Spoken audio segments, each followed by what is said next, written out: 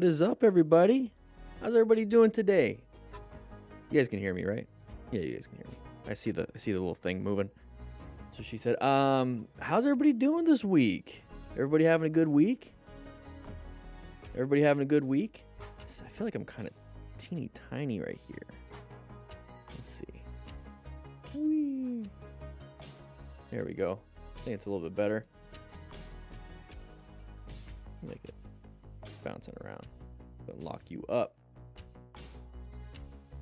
Let's go. Shifty, how you doing? Awesome stream. Okay, we're gonna have an awesome stream. We got 3 videos today. We do have this presentation that we're gonna get through at the beginning, and then this will actually go up on the MTC Rider Academy. We have weekly webinars that we're gonna be putting on here on the DDFM crew, not DDFM crew, DanDanTheFireman Channel. Let's say DDFM crew members actually get to see things pretty early. I'm gonna turn that down. The music's kind of distracting me. It's kind of distracting me. Guys, like it's been a good week. It's been a good week. I've gotten some creative things going. I'm kind of getting, I feel like I want to get back. I love making these I guess you can call them PowerPoints, but fancy schmancy chalkboards, my magic chalkboard. I mean, I'm enjoying making them. I know back in the day I used to go riding and filming like, top 5 tips and whatnot. But I mean, we got top 5 tips here. And with some fancy editing and some, B-roll, I think it's gonna be a lot of fun. So I'm actually kind of, I think I talked a little while ago about retiring DanDanTheFireman and then doing this full time, motorcycle training concepts. And I almost want to just merge both of them, stay here on the channel. I guess what I was kind of like wanting to retire was just the crash stuff. I mean, the crash stuff is fun and all, but it's like one piece of the puzzle when it comes to education, and I'm having fun doing this. So we'll see how it goes. I'm going to continue just doing it. At this point, I don't have a lot of responsibilities. I can take a lot of risks. So we're gonna be doing this stuff. Guys, remember though, let's hit 100 likes. We can get started. The Board of Riding Education. Yeah. Julian, how you doing? Great week riding in the 417. Great weather. Where's that? Truth drops. Raver, I'm doing pretty good. How about you? How you doing, Patat? Is there an O? Potato or patat? How's everybody's week? Did anybody go riding? Anybody do anything fun and exciting? Write it in the comments. Like, what have you guys been doing? Like, what did I do this week? What is today? Thursday? Last night I went to, on a little solo date by myself. I went to the bar. I had a glass of wine, 3 glasses of wine. Some salmon, some rice pilaf, some veggies, some asparagus, and then had some ice cream. That was a nice little solo date. But what did I do on Monday? And Tuesday. Oh yeah, just did a lot of creative work. Came into here. I filmed Unit 6. So the Basic Smart Rider course, Basic Smart Rider. Outside of Unit 7. Unit 7 will be a testing thing, but I'm gonna let it sit for a little bit. But Unit 6 is done. The mentorship webinar. It's an hour long. It's 5 basically lessons put into one, and that's solid. It's solid. It's the Basic Smart Rider course is now complete. So thank you everybody for supporting that. I was gonna make an announcement next week through the email, the newsletter that we have here for the MTC Rider Academy, and it's just showcase, hey, it's all done. Go and take all the stuff, and it's like I already have notes. I already have ideas of what I want to change, what I want to improve on, what I want to do, and it's exciting. Like it's a nice little weight off the shoulders. I've been getting some emails about, doing some, like, people are sending me their crashes and close calls, and like a lot lately. It's kind of weird, wanting me to review it. And I don't do that. Like, that's the thing, is I don't do that. But then I was like looking at it, and it's like, why am I not doing this? Why am I not doing a quick review? Because like I had one email that sent me a bunch of pictures, the video, and then like an email explaining what happened too. I was like, man, this is great. Like, this is great after action. It's like, why don't I talk about this? I mean, some of them I get are just like, hey, review this, and they send me a 20-minute video, and I have to go scrubbing through, and that's why I stopped. But this one was like really quick. It was really good. So I might, now that I have some free time, I have some stuff. I have ideas for creative work like this, what I'm doing right here, and then I have a wonderful, fun idea that I'm going to try to experiment on when it comes to writing and teaching some of the stuff. But I was like, why don't I just pick a couple of these crashes that have good pictures, a good video, and in the email it's written out pretty well. And so it's like, why don't I just do a review of that? And so like I'm having some fun. I'm like thinking about like what I want to do and how I want to do it, and it's working out pretty good. I'm liking it. So that was kind of like my week. Those are my thoughts. Having some fun with that. So Eliana Hawk. I'm saving for my first bike and have been learning so much from your channel and plan to do the MTC Academy when I get some money. Hey, MTC Rider Academy is a lot of, we have a lot of stuff there, but you can learn quite a bit here. And Motorcycle Training Concepts YouTube channel also. So go and check those out. Those are free. But yeah, I'd love to have you at the MTC Rider Academy. Had a slow collision. Oof, maybe I missed one of the 5 tips, Julian. Yeah. Dakota, your tips saved me from 2 accidents. Whoa, what kind of accidents were you almost about to get into? So you had a close call, no matos. There you go. No matos. Your tips help swerve in time. Good. Corporal punishment. Thank you so much. I appreciate that. 3-day weekend this weekend, so we're rebuilding the gold wing. Yeah, isn't it? It's like Labor Day, right? When's Labor Day? I don't know. I'm supposed to take... I run this place, but I don't take holidays. So, constant improvement is the ultimate goal. Or at least I don't take holidays that are determined by the government. I take when I want. Alley works. There you go. Got it. Blake, you're still looking for your friend. What happened? White zoned so your white stage and space cushion are your new favorite terms. Nice. Yeah, make sure you don't stick with make sure you don't stay in white stage. That'd be no good.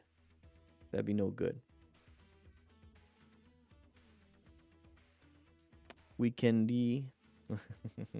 Greetings from the Netherlands. I like the review about the close calls. Keep coming. I learned a lot from that. Yeah, we're gonna get into that once we get. You know what? I think we'll start with 50 likes for this, and then before we can actually get into the crashes and close calls, we need to get 100 likes, guys. We need to get 100 likes. So we're gonna get into this. Let's go ahead and switch this over. There you go. Can you guys hear me? Yeah, you guys can hear me. I see that. All right, we're gonna switch into this. I'm gonna hit the record button. You guys know how it goes. Once this is complete, we're gonna be posting this on the MTC Rider Academy in a playlist, and I'm gonna be adding some more stuff, and then this will come out 1 month later. I'm thinking of about putting it on this channel. Anyways, so we're gonna be talking today about riding solo, and this is typically what everyone does until they start getting into some groups and have some friends that actually can ride. But a lot of people don't have the confidence to ride solo because whatever it is, many different factors. So we're gonna be talking about that. So we're going to be talking about expanding your riding horizons, practicing emergency maneuvers, setting personal riding goals, trusting your instincts, and staying focused and maintaining your pace. Because that's really important. So these are the 5 tips. Let's go ahead and jump right into it. Once I can get over here and click this button. There we go. Here we go. Expanding your riding horizons. So gradually increase your riding distance. Now this is something that kind of happens naturally. You start off like, let's say in your driveway trying to get that friction zone going. Then you go up and down your street only, and then your U-turns at the end of the street kind of sucks. You're doing like a 10-point turn or whatever it is.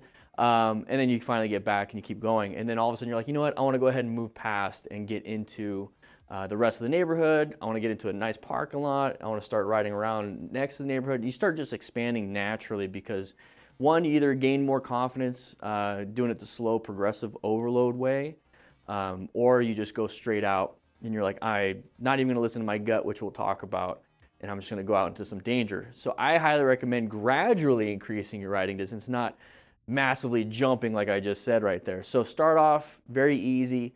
This is gonna help you when it comes to all the primary controls and secondary controls. So friction zone, throttle control, front brake, rear brake, shifter, and then the clutch to be able to actually shift. Then we talk about counterbalancing, head and eye movement. So there's so many different skill sets that you need to have, and if you gradually do it over the course of, I don't know, however long you feel comfortable, but slowly on purpose, you'll get better and better and better at it.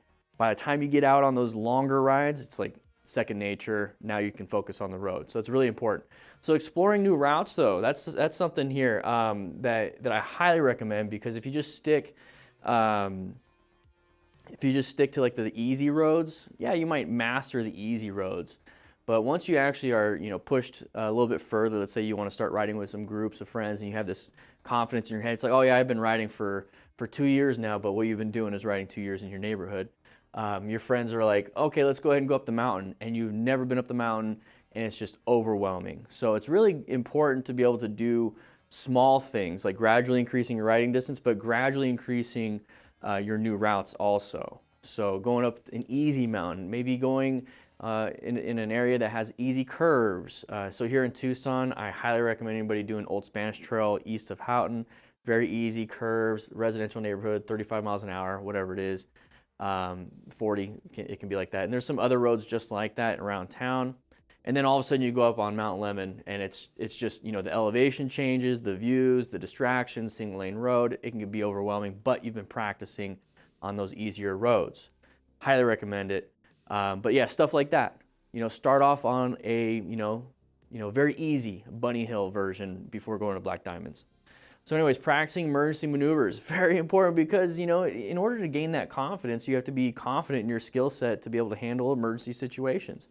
So imagine if you're, walking down the street and it's late at night, 2 in the morning, a bunch of people, acting out, like you see some shady stuff, and it's like you don't carry any weapons, you've never been in any type of, self-defense classes, you don't take jujitsu or whatever it is, so you feel kind of vulnerable. Let's say your right knee has been hurting you. It's like now you're just like physically vulnerable. How are you do you have confidence walking down that street? Probably not. So if we're out there riding on a motorcycle and we have no skills, we don't know how to swerve, we don't know how to do emergency braking, you don't know how to turn sharply, you don't have full gear, whatever it is, you're going to feel more vulnerable and you're going to have less confidence. So if we practice, we're going to be able to be in a position where if something does happen, yeah, sure, I can handle it. So being resilient is really important. The only way you can become resilient is if you actually have practice and the skill set to do that. So we talk about the MTC Rider Academy. That's going to be a whole unit itself. I think that's unit 3, where we practice straight line weave, slow straight line, U-turns, figure eight, swerves, braking, shifting, everything like that. So you might want to check that out. Different scenarios. So yeah, you can be riding, let's say you commute to work. So it's in the morning. You ride that same route in the morning, same route in the evening. So you have morning kind of sun, the evening sun, traffic on each one. Now imagine on a weekend, you ride to work anyway. So Saturday you ride to work. It's not open, you're not supposed to work, but you ride to work like let's say 10 o'clock, 11 o'clock in the morning. It's a little bit different. Try doing the same thing at night, 9 o'clock at night, 10 o'clock at night. It's a little different. You don't have to do the work thing, but it's going to give you an idea that things can change and there's different factors involved for the same exact route. And that's going to help you out because you're already familiar with the route in the mornings. You're already familiar with the route at 5 o'clock or whatever you get out of work. Now you're going to be more familiar at 11 and at night, and you're going to see how all these different factors can apply to something as simple as riding to work. So you can take that knowledge and be like, you know what, if I'm riding at night up a mountain, the factors from riding to work, okay, I can't see well, my headlights aren't as good, those things I got to worry about. So if I'm not comfortable there, how about I just go ahead and ride up the mountain at 10 o'clock in the morning when I don't have to worry about vision problems. So practice, and then try out different scenarios. And one cool thing is that with after action reviews, we learn from other people's mistakes too. So setting personal riding goals. Now for me, this is what I have to do. Like I don't know if it's ADHD or if it's whatever it is that goes on in my head. I have to make lists, I have to set goals, and I have to work backwards from them. So my physical goal this year so far is doing the Spartan Trifecta in November in Arizona, and I'm talking the half marathon on Saturday. I think it's a 10K or a 15K, so it's 8 miles, whatever it is. Sunday morning, and then right after that I'm doing a 5K version of it. So I'm doing all 3 races, but it's like I'm not as prepared as I used to be back in the day because I used to do these 10 years ago. So what am I doing now? So that's in November. What am I doing now is I'm training for it. So if I'm setting achievable, and I can do it, I can just walk it. It's not a big deal. I just don't want to get injured. So my biggest thing here is setting achievable targets. So for a personal riding goal, maybe you're like, I want to be able to ride every day. Okay, that can be achievable, kind of stressful. So let's go and scale that back. It's like I want to be able to ride, consistently 4 days a week. twice on the weekend and twice during the week. It's like, cool, that's achievable. That's something nice, but when do you want to have it done by? When do you want to have that habit? It's like, I want to be able to do that consistently for a whole month by the end of the year. So, if December you're consistently doing it, boom, you achieve that target. Another thing you can be doing if you want to have it something a little bit higher is like, I want to be able to take a class, a track day class, let's say February next year, because that's the next time it's open. So before then, I want to be able to ride 4 days a week. So you start adding more and more if you want to. Very easy, very low is just I want to consistently have that habit. And then progress checks. Write it down. Like I said, with my ADHD, I have I have a task list. I have check marks and everything. And for me, that makes it to where I can actually look back and be like, okay, I have achieved something. I don't have this weird thing going on in my head. It's like, I haven't been productive. It's like, I look back, it's like, oh yeah, I have been productive. It's a slow progress. It's only been 2 weeks. What am I freaking out about? So regular progress checks, same thing with working out, having a goal, I want to drop 10 pounds. So this is all, right? This is all kind of the same thing. Set achievable goal, I want to drop 10 pounds by the end of the year.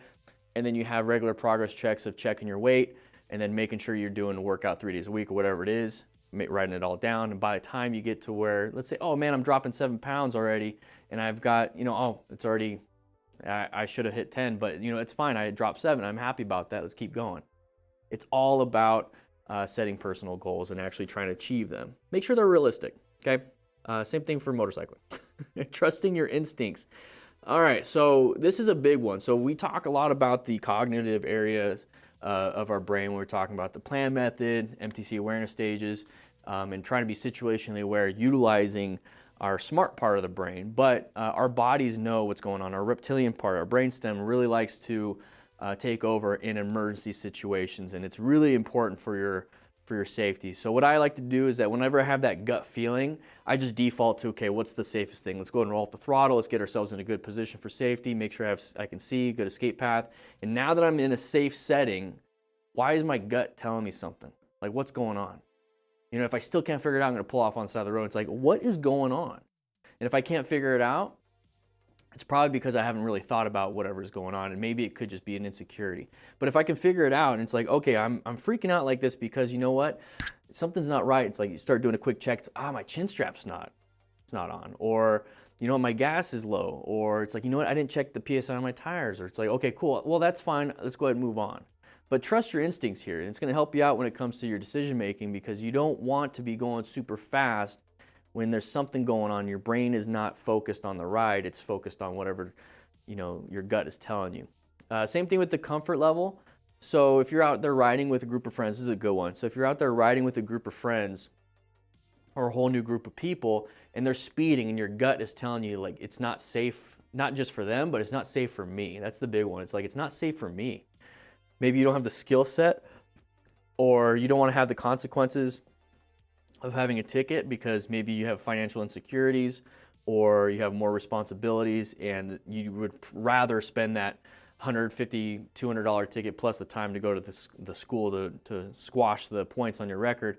You'd rather spend that on a date with your wife, or you would rather spend that on towards your new exhaust or whatever it is. So your gut's basically saying, no, I don't like this. So then go ahead and slow it down.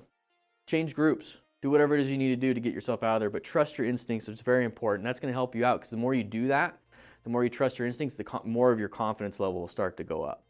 Because now you're setting barriers and boundaries for basically your safety, and when you're safe, you feel a little bit more confident.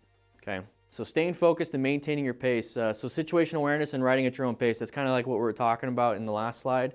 But situational awareness is very important. We utilize the MTC awareness stages: white, zoned out; yellow, zoned in; orange, you have a heightened state of awareness; red stage, you are doing emergency maneuvers; brown stage, you failed those emergency maneuvers, but it's also important information so you can practice.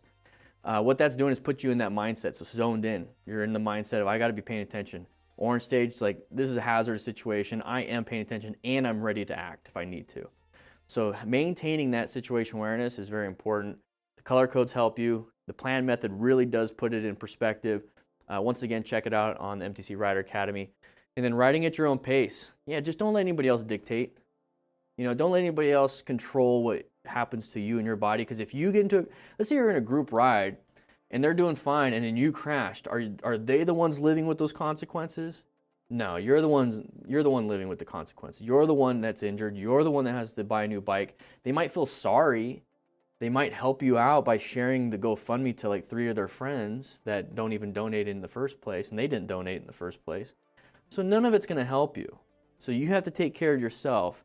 So you ride your own ride, you ride at your own pace, and if they don't like it, then they don't like it. Because once again, is it their life that's going to be changed by you slowing it down? No, they're going to speed up, they're going to do whatever, and if they don't like you and they resent you for it, then they're not really your friends, okay? So anyways, in conclusion, expand your horizons. So steadily increase distances and explore diverse routes to enhance confidence and skill, okay? So that's really important. You know, changing things up helps you out. Change equals growth. Emergency maneuvers, practice those, guys. Swerving, emergency braking, maybe even emergency acceleration. Have some fun when you're doing that. So personal goals, set up some goals for you. You want to be able to ride up a certain mountain, or you want to be able to do a road trip that's, you know, like 200 miles by the end of the year. How about you start doing 20 milers every day? Increase it. So think of it as like a marathon training. Couch to 5K or whatever it is that you want to do. Instead of a 5K, it's you want to ride to another city.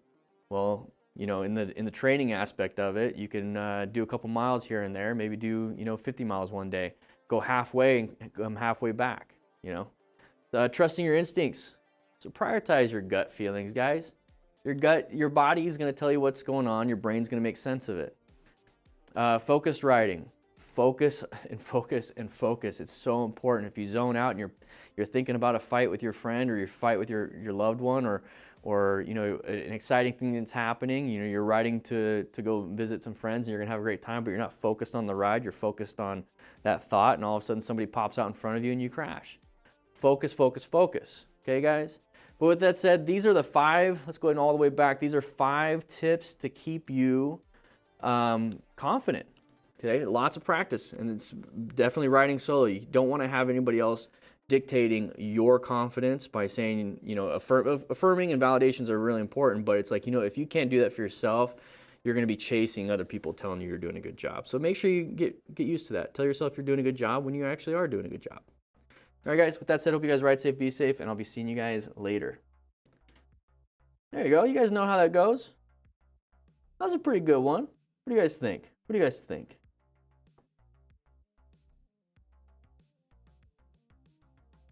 What do you guys think?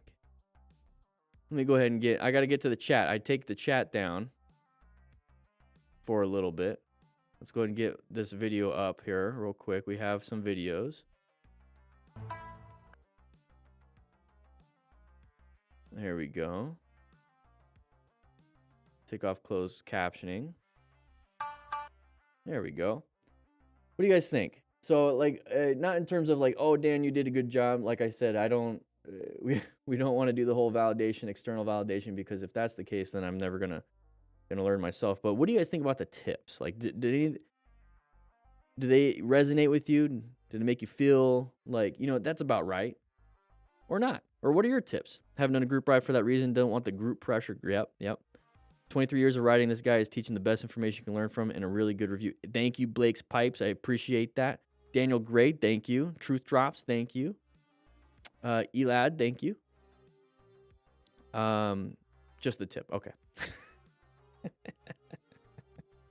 guys are obnoxious.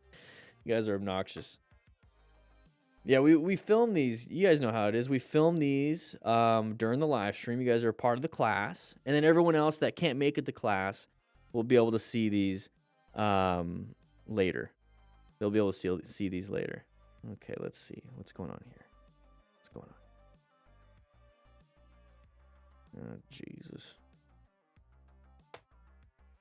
Yep, not interested. Bye. Very much so. I've got myself 50 miles a day. This allows me to ride into the office, which is 25 miles each way. Very nice. Very nice. I think the same way is easy to me to ride safe. Great tips, practice. Appreciate that. I gotta get some caffeine. That was like our lesson of the day. And then we got some after action reviews. Let's see. What do we have when it comes to? We did positioning for safety. We'll do locate hazardous situations video. Let's see. There we go. Locate hazardous situations. Yeah, let's change that up. Let's do.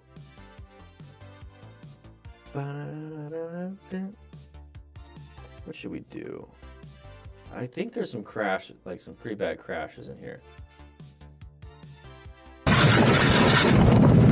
Ooh, no es bueno. We might do a rescue. Let's do a quickly assess severity. There we go. We'll do that. There you go. Echo. Got it. Thank you so much. Appreciate that. Figured it out. There we go. Yeah, I forgot I had the mic still on. Lost the local on Friday. Oof. Had his visual ride on Tuesday. It was a group ride. A car blew through the pack and rear-ended him. It was in all black and his 12 o'clock bar was blocking the tail light. I can't. Yeah, you can't see. Yeah, I wouldn't be able to see. Sorry to hear, man. Sorry to hear. Dan, the life coach. Yeah, it's kind of like it's kind of where it's going. Like motorcycles are just a tool for learning for me, to be quite honest. What do you guys think? Have you learned like life skills just from riding motorcycles? I learned a lot. I mean, just teaching you guys, like it's made me like or just like sharing my knowledge basically has made me a better teacher. Yeah, therapy. Yeah, definitely can be therapy. The way I look at motorcycling and a lot of stuff like that is it's a meditation. It's a meditative process. Allows you to think. Randall Slaw, I don't know yet. Don't know yet. It's mainly gonna be emails. 180 mile per hour therapy. What? Tony? Unless you're on a track. 180. Don't tell me you're doing it on R3, huh? A year ago, they ran over a biker, killed him yesterday. They only gave him 2 years house arrest, 200 hours work. That's it. Oh my gosh. Yeah, awareness training. Any specific riding jeans y'all recommend? Anything that has the little stretchies. Guys, 10 more likes. Let's get 10 more likes. Let's get in here. Yeah, exactly. What track? I know. It's like, where are we doing 180? Where are we doing it? Where are we doing it? You look like WWE Big Show's brother. Oh, jeez. God, I got like allergies all of a sudden. On a track called the Highway. Very good. It's an interesting track. Oh, speaking of which, I need to get my pen out. 102 likes. All right, guys, we're gonna get going. See, wintertime is great for me when it comes to riding. You're not sweating the whole time. I mean, you're sweating, but it's not. Ah, shoot, you might not even be sweating. All right, guys, we got to start the recording process. You guys know how it goes. My goal is to kind of split this up a little bit. Let's see. Do we have usually about 10 minutes in?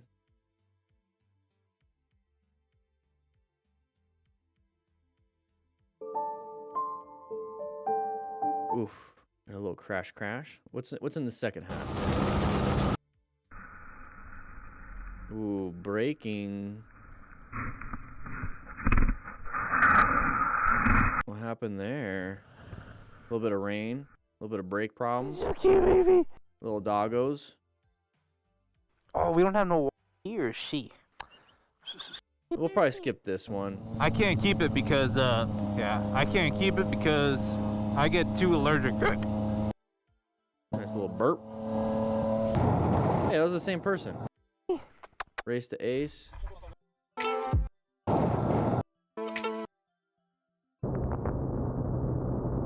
right, we'll figure it out. Let's go ahead and hit that record button. Drop for some time from this. Oh, no. All right, here we go. 3, 2, 1. And let's do that. What is everybody? We're gonna be watching this Moto Stars video. 10 minutes of epic, crazy, and awesome, and unexpected, whatever. Yeah, I'm gonna turn this into a probably 20-30 minute video just because that's what I do. Anyways, let's take a look. Let's figure out what happened. In the front today, who's Nice mirror. estimated his ability. Whoa, look at that tight turn. Very nice. Very nice. Practicing those tight turns. Oh no! I was looking down at for a quick second at the chat. What happened here? Just went a little too wide, a little dump the bike. It's a fun little lane here. Is this like a little motorcycle specific road? So let's take a quick look at this one. Let's not focus too heavily on it, but it's a little interesting. There it is. That's the first thing. So we're going pretty fast, 93 kilometers per hour, but we did some great braking up ahead. You have that sharp right turn caution sign. So remember, we're focusing on, orange stage in this situation. We have terrible line of sights everywhere. It's a small road, not a lot of escape paths. And we have some turns coming up, but let's go ahead and keep going. Great turn, especially with that big old boy bike up ahead. Very good. Got some counterweighting going on here. This is stuff that we do on the Smart Rider drills. So make sure you guys check it out. There's the booklet there. Lots of parking lot drills in there. Practice those U-turns. Very good. So then we accelerated through here. Maybe our nose wasn't pointed in the right spot. Write in the comments what you think.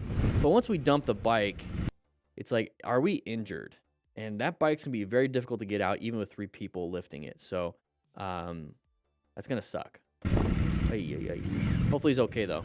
It's a cool-looking area. All right, Ninja Bubble. Here we go. Going kind of fast. We're going 900 through an intersection. God. This looks like America. What is wrong with you?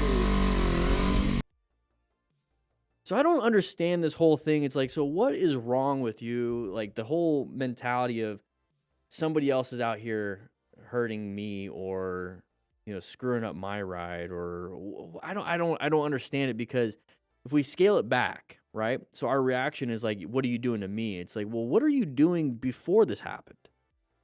What are you doing before this happened? Like, what is the situation here? And if we're looking at going 98 miles per hour through intersections that looks like it's residential, or not residential, I'm sorry, commercial and residential. Yeah, there's a little bit here. And then we get pissed and say, really? Like that person, like we have to understand as riders or anybody is that what we're doing, especially, let's just talk about riders. We're such a small target. It's so hard to gauge our speed. Other people, it's so hard to gauge that. So hard to gauge that. So if they see you way down there, they're like, oh, I have plenty of time to turn. But you're going 100 because they're anticipating you going the speed limit. And so they're making decisions based off of very limited knowledge. But they're assuming, because the societal standards here is that this is the speed limit. And so they're making that choice. So us as riders, if let's say we're this person, let's just put ourselves in his position, is okay, cool. That's the case. I shouldn't be getting pissed off. I should be getting like, oh crap, something's about to happen. I have to do an emergency situation. This is a red stage. I got to get out of the way. But I shouldn't be getting pissed off at the person because I'm doing something that's contributing to the danger that's happening. So it did a good swerve, handled it, but oh my god! Instead of saying "oh my gosh" to the driver, say "oh my gosh" to yourself and say, "oh, I should probably slow down. I almost died. Like this is enough. I'm having too many close calls. I've already crashed 4 times this year. Whatever. It's like maybe I should take a look at myself." And a lot of people don't do that. I'm going to kind of get on a soapbox here. A lot of people don't do that. A lot of people only start looking at themselves once they hit rock bottom. And typically in a lot of situations when it comes to rock bottom is they're in massive debt from tickets. They lose their motorcycle. They lose physical health because they have like an amputated leg because they got into a massive crash. Nobody will hold them, not nobody, a lot of people won't hold themselves accountable until somebody else holds them accountable.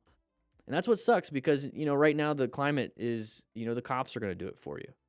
And nobody wants that. The government's going to do it for you. Nobody wants that. Start being accountable for yourself. And a lot of problems will start going away. Serious. What? The cool thing about being accountable to yourself and changing your own behaviors is that since nobody else has to do it for you, your reputation is actually just climbing. That's the thing. If you're quiet about it, it's like, oh crap, I made a mistake. I forgive myself. I need to make a change. And you start making changes. No, there's not like 10 people looking at you like upset with you saying that you're still not making changes. You're not making changes. I can't be around you. You're bad influence, and they leave. Nobody's doing that because it's all internal. You're like, I need to do that. Okay, I need to do that. And before you know it, after some time, those 10 people that would have called you out, they're like not calling you out because they didn't know. They didn't know you're making changes. You're actually doing it yourself. Just, anyways, sorry. What's wrong with you?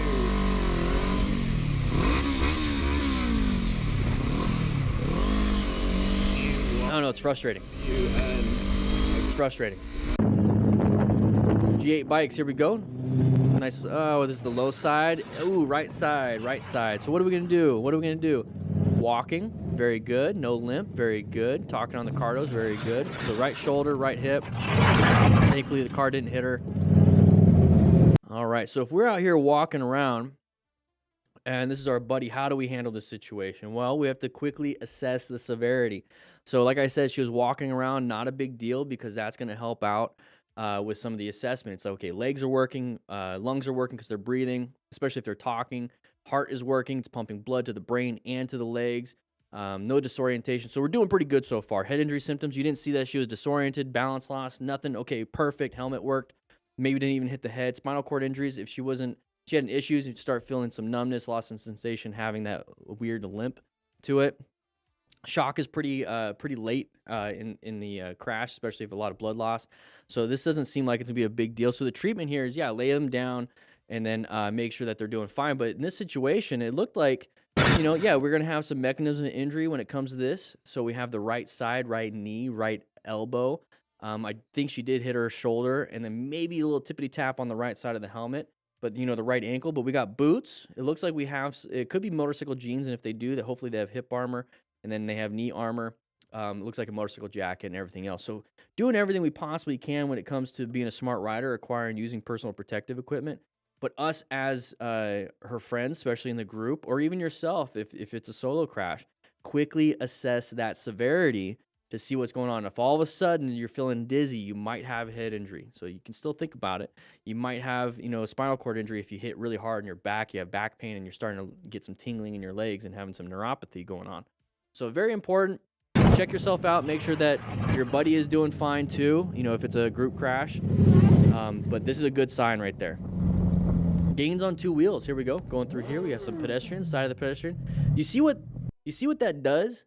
It freaks out somebody. They stop and look. And so if you needed them to continue moving, don't do anything other than slow down. Roll off the throttle, apply some progressive braking. That's it.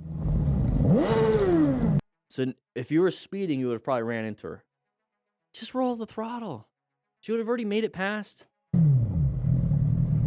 Not a big deal. Not a big deal. We got some more gains on two wheels, another side of the pedestrians. Okay. Watch out for that. Oh, no. Watch out for that car. We're over here like making fun of like pedestrians, but take a look at the car. So if we were staring here looking at them being pissed off, and we have Mr. over here and jumping out in front of our path of travel, that was an open lane pattern right there. Yeah, watch out for that one. Come on now. Another side of the pedestrian, they're going to run across. Whatever, not a big deal. Roll off the throttle. All right, here we go. Moving on. This bike was trying to catch up with the rest of group in front of him, but unfortunately he didn't Oh, turns. He also we just talked about this at the beginning of the stream. Not wearing full gear either. Oh, we just talked about that at the beginning of the stream about confidence and not riding to other people's paces. You need to ride at your own pace. while it's worth. So we're going wide around the corner. We're speeding up quite a bit. Remember, we're in orange stage. We should be rolling off the throttle. We're already crossing the line. Not a good situation here. Roll off the throttle, do some slow look, press and roll. Per gear. Hit right there. Oh, let's see if we can slow it down a little bit. So that right leg, the top of that metal, sharp. Easily lacerate the top or your forearm. So we're going to dump the bike. And when we talk about mechanism of injury, guys, remember this. Let's think about it. So we have the whole right side, no gear, and then completely blurred out. Thank you, MotoStars. Completely unmitigated injuries. skin across the road. So I don't want to scare any of you guys when it comes to, riding a motorcycle, because you're like, oh man, I don't want to, my skin getting ripped off. It's like, yeah, nobody does. Nobody wants their skin getting ripped off. So get some gear. Part of being a smart rider, everybody, acquire and use personal protective equipment. Just get some gear. Maybe don't speed. Thank you, Truth Drops. This channel saves lives. Thank you for teaching all this great information, Dan. And I've been riding 15 years and still learning. Thank you, Truth Drops. Appreciate that.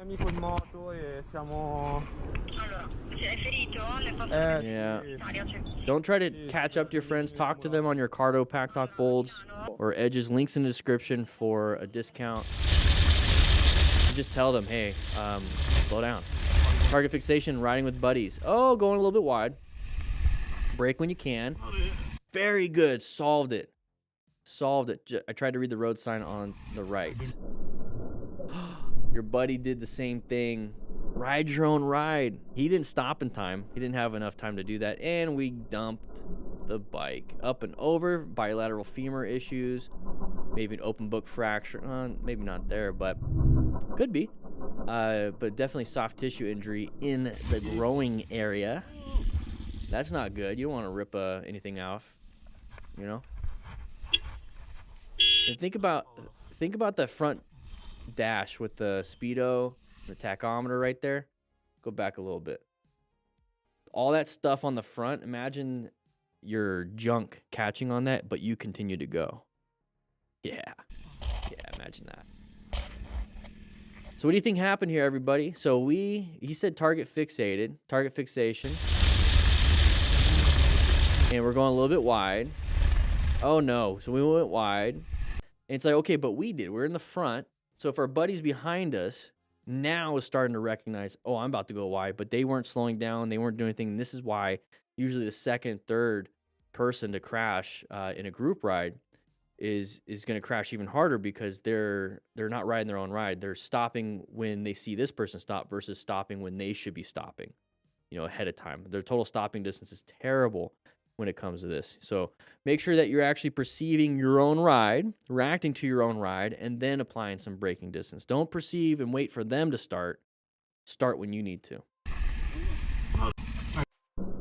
That's why this guy went a little bit too far. Ride your own ride. Ooh, that's a beautiful bike. It's shiny. Take a look. Oh, side of the ambulance. Don't freak out too much. They did a great job. The ambulance did a great job and stopped at intersections. That's what they're supposed to do. Not a lot of them do that, though. We did see something like in the UK or something like that a while back. An ambulance just pulled out, and the motorcyclist, I think, clipped it or hit him. But this is a great, a lot of people are like, oh, man, he shouldn't have had to swerve that far. It's like, no, this is great. This swerve is really good because we utilized as much space as possible, not knowing that this ambulance was going to stop. But the ambulance did a great job. They're supposed to stop. They're supposed to. The lights and sirens are just, it's asking permission to go. That's it. They have to stop at stop signs. They have to stop at stoplights. They have to obey traffic laws, too. I think in Arizona, you can only go 10 miles an hour over the speed limit with lights and sirens. Not a lot of people do that, but this is a great swerve. So recognize this. Went way far, but you notice how it's a crest of the hill and you can't see what's on the other side. So if you're doing that, swerve back in your lane as quick as possible. No. Do I think I'll shift the rescue pack to the EU some days? No, I think once once I have these rescue packs sold, I don't think I'm gonna make any more. It's a lot of work. I don't think I'm gonna make any more. I think we're just gonna be selling the booklets, and then I got some new ideas for stuff. So right now it's just the booklets. After the rescue packs are done, I'll tell you guys how to make your own. I think that's what I'll be doing. Here we go, John Crow. What do we got? Merge issue right here. No. Merge issue coming across. There it is. Very good. Rolled off the throttle. You see the space cushion increase? You see the space cushion? This was great. This is a great example of what to do. So John Crow, you did a great job. So I was thinking this person up ahead was going to switch over, but then once It's very dynamic too. It's like, that's my concern. Oh, blind spot. Multiple different factors, multiple different things. That person decides to go ahead and move and go where they're supposed to go. No longer a threat. No longer a threat. So when it comes to planning your ride, assessing relevant threats, I was assessing and now it's not. It's not a threat. Now I'm going to assess this person. Are they going to become an active threat? We have to do something. So we get up to here. They crossed over. We accelerate because we were going to go. I'm not too sure why. Maybe it's a road that converts into one lane. Not too sure, but the person switched over. So we accelerated, right? And it's like, oh no, I don't like it. So we rolled the throttle, maybe gave it a little bit of braking. But I want you to see how, like right now, it's like super close, the car. Let's get it in front of us, right?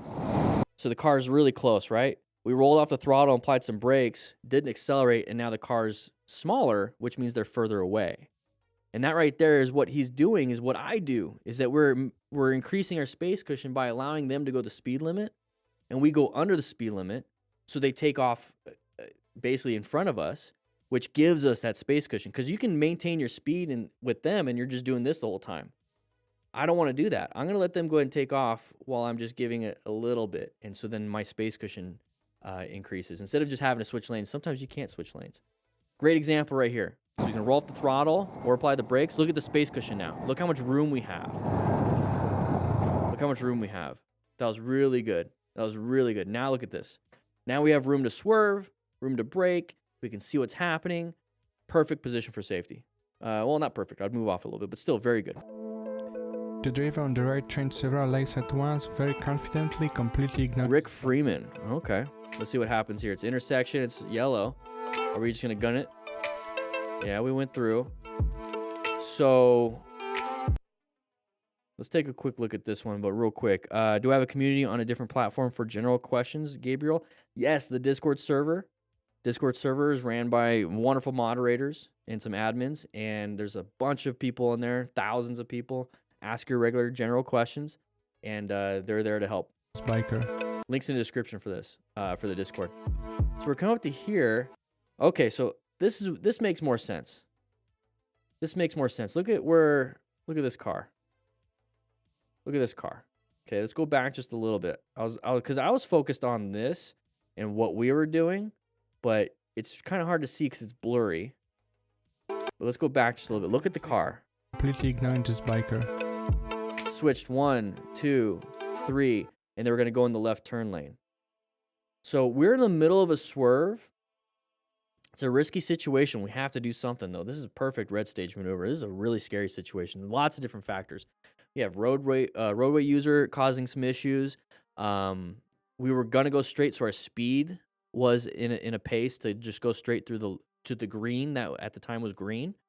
It's at nighttime, and now that it's changing lights, we're worried about anyone else, getting into the intersection, anything like that. So what we're doing here is that vehicle decided to switch multiple lanes. Instead of turning right, they want to turn left, and they had to jump 1, 2, 3. They have to get into the 4th lane across, and we're in the path of travel of that, and we're going the speed that we should be going. So he's making a choice. I got to swerve, but I can't swerve and stop. Because then now we're having an issue where I'm doing an emergency stop with not enough total stopping distance, more than likely going to dump the bike. So we made the choice, emergency swerve and emergency acceleration through the intersection to get ourselves in a safe spot. Thankfully, it's just turned yellow. Thankfully, no cars are in the intersection, but this is one of those things that got to solve the problem. Great job, Rick Freeman. Great job. Scary situation. Whoa. So I saw this on Instagram. So if you guys haven't been following me on Instagram, I shared this. This is somebody got rear-ended. So follow me on Instagram, DanDanTheFireman. So anyways, he's coming up to here. You can barely see it.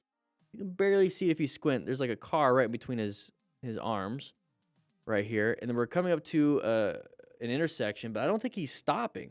I don't think the motorcyclist is stopping. I think the car behind him is just speeding so much faster that it looks like almost like the person was in a standstill and then got hit. Let's go and take a look. So there's the impact. He actually goes flying. So MotoStar's blurred it. It's fine.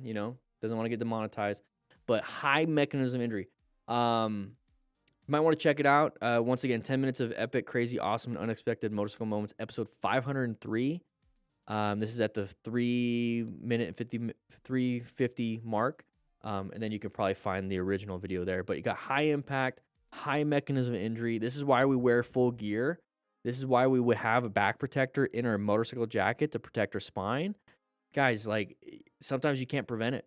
Sometimes you can't prevent it. That's why part of being a smart rider is doing as much as you can to prevent. This right here is the mitigate. This is hopefully to save. And then teaching and mentoring is to reiterate the process. Terrible situation. And look how far the bike went. Yeah, go to my Instagram. I share a lot of stuff like this on Instagram where it's just like, boom, and I throw a question at you. I keep a gallon jug of nitroglycerin on my bike, so if someone rear-ends me, it's worse for them. Do you? Okay. Whoa, I never saw the aftermath. Ooh-wee.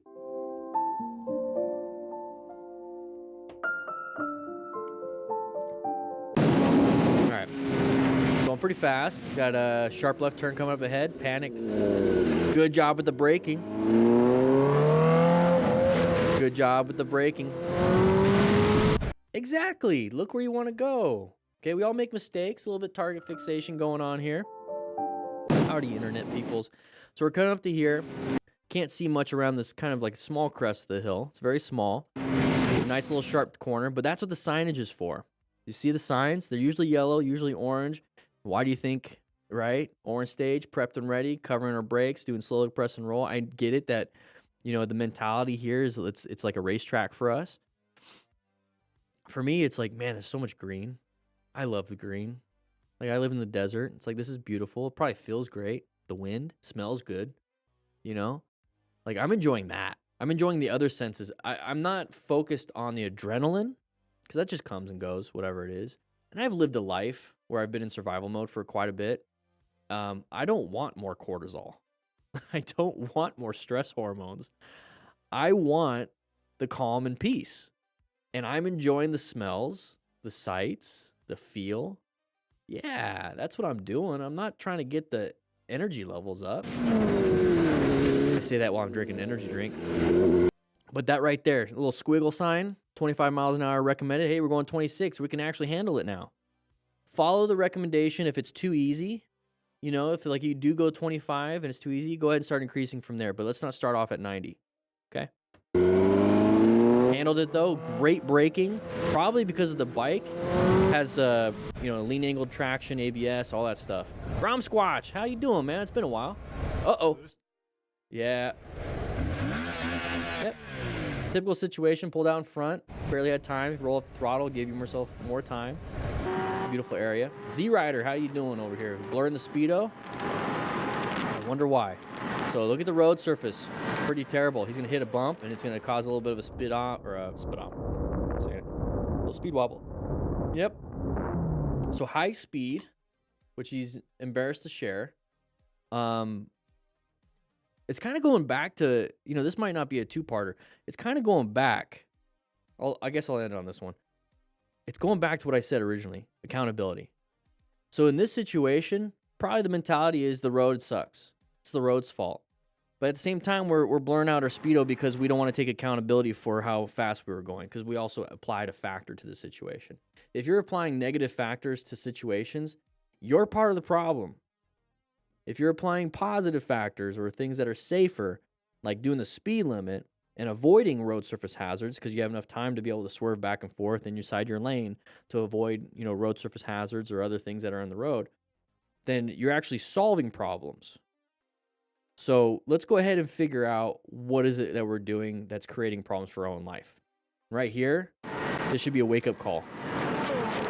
That maybe I should slow it down to the point where I don't feel it's necessary to blur this out. Or don't post it. All right, bikes and bites, here we go. Whoa, somebody's... This rider so much that he decided to take revenge at the earliest... don't take revenge, everybody. So once again, if you're out there riding, you're brand new to what we're doing here, This is an example of what not to do. Remember, part of the after action review process is to figure out what happened right, what happened wrong, what were the problems, what were the solutions, how can we apply that to our riding, how can we apply that to our life in the future. And this right here, what went wrong was the Audi cut him off. What went wrong is that we just did that. What went right? We're wearing full gear, right? We're wearing full gear. We're riding a motorcycle. Okay, cool. What can we take for the future? We can't control what the Audi did. We can control what the rider did. So let's not hit mirrors. And let's move on. Keep your mirrors, you pleb. All right, whatever. Let's move on. Ignore the timestamp. Okay, cool. So we're coming through here, intersection, orange stage, prepped and ready. Watch out for anybody moving into your lane. Left on the left side, moving into our lane. There it is. Yeah. They wanted to turn right. So right there, whenever I'm in these like double turn lanes, so these double turn lanes right there, I'm always concerned that the person I'm side by side with isn't going to stay in their lane. You guys know this. There's so many people, so many kids and even adults that don't color within the lines, you know, with the crayons. And then there's so many other adults, typically Marines, that are just eating the crayons. So I don't expect anybody to stay within the lines here. So we're side by side with this vehicle. We're supposed to stay on our side and they're supposed to stay on their side, right? They're supposed to do that. Stay staggered. Don't be side by side with them. Because that typically happens. Because their main idea is they want to get into where that person's going. Good job braking, though. Good job braking. Blue is your favorite color? Very nice. I like yellow. Tastes like lemon. Oh, a little crest of the hill issue. Can't see around the corner. This is a great example of positioning for safety.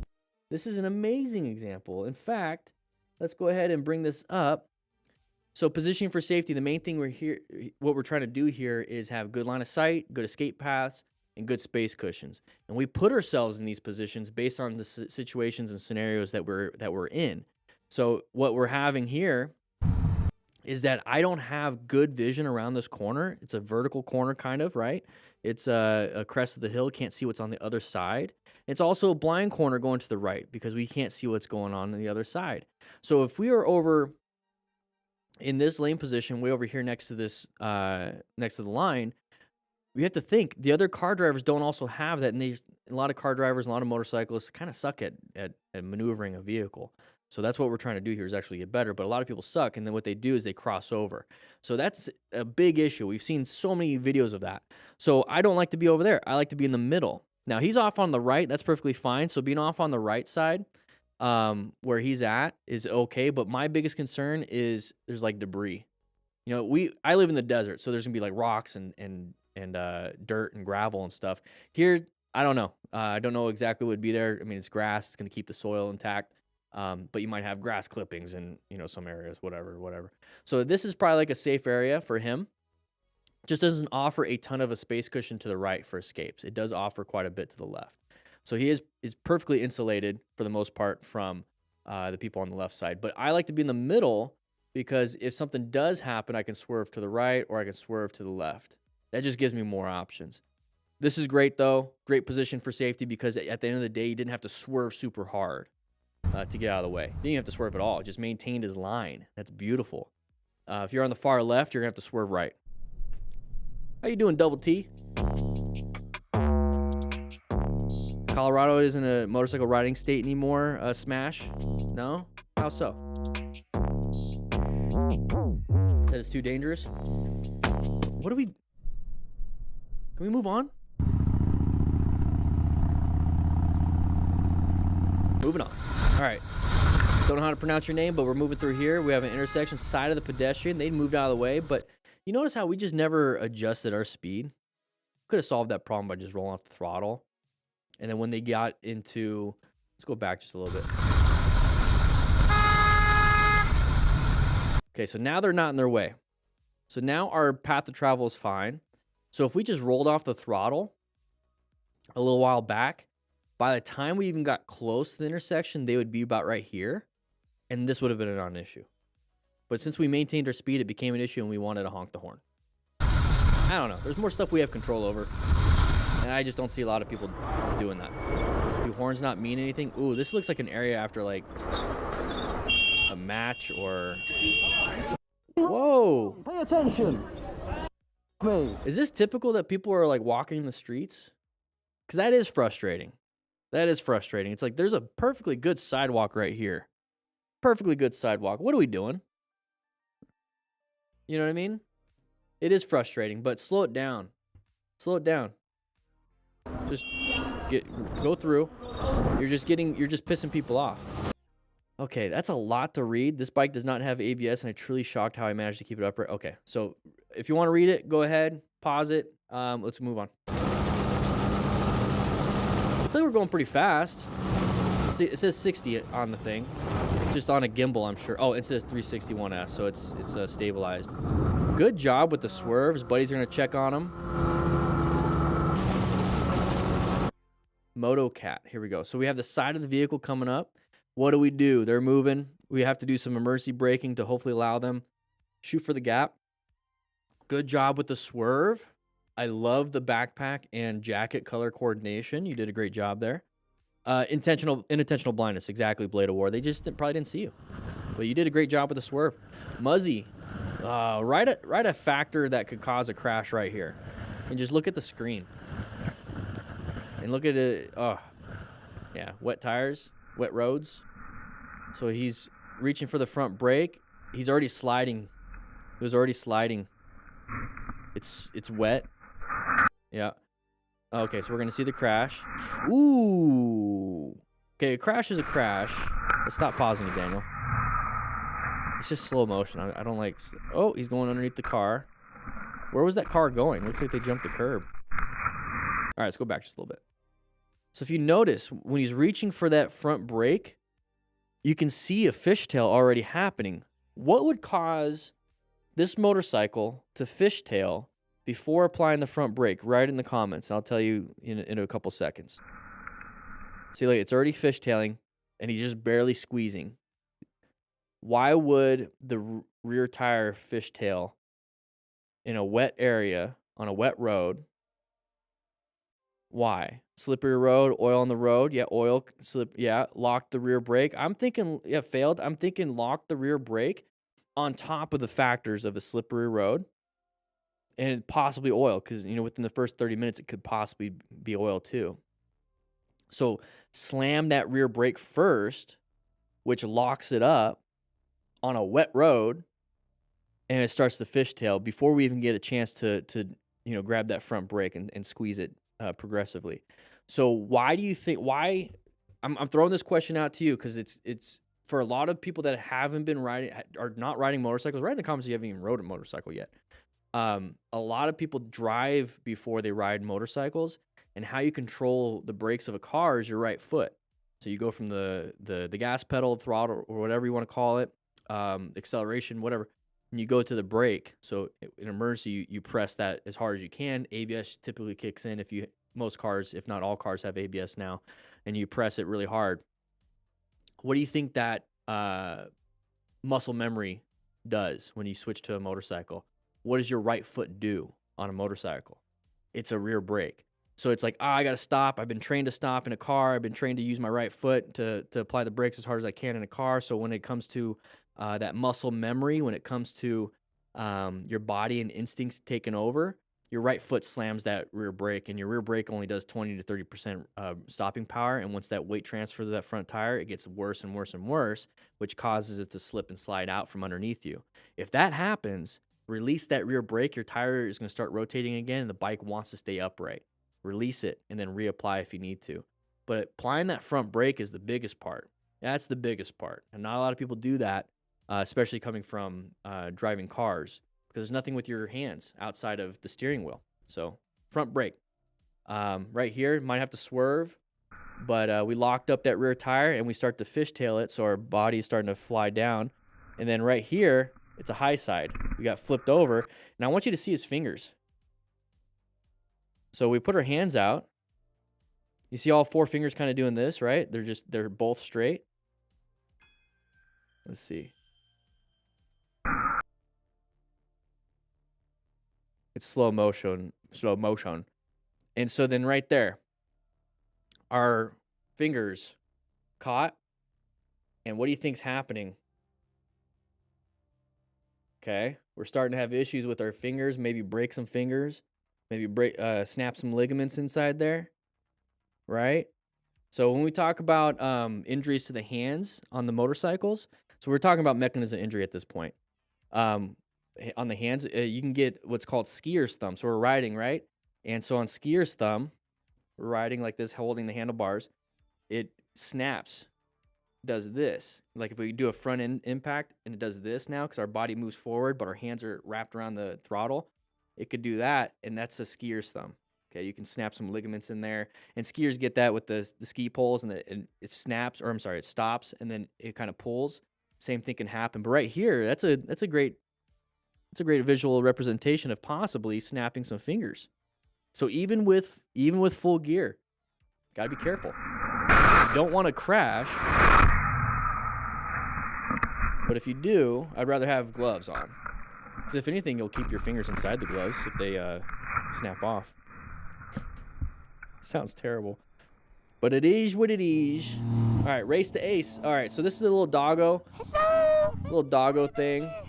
Probably lost, but not too much. I'm not gonna be speaking too much on this one. This was a good video on lots of other stuff. So guys, with that said, hope you guys ride safe, be safe.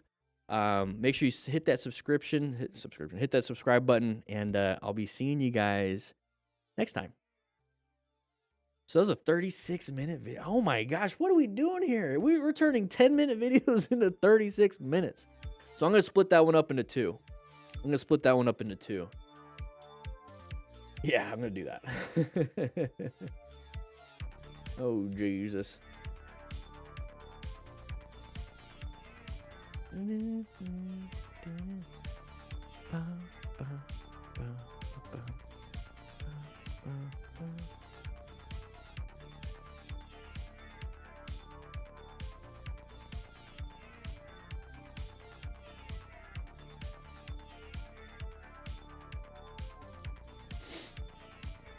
Check out the rider's left arm. What, right here?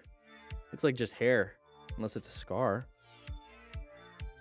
All right, we got some more, guys. We got some more. Make sure let's get to 200 likes. There's got to be 50 of you in here. There's got to be Where is everybody, actually? There's got to be 50 of you in here, and you haven't hit that like button. All right, we got some more.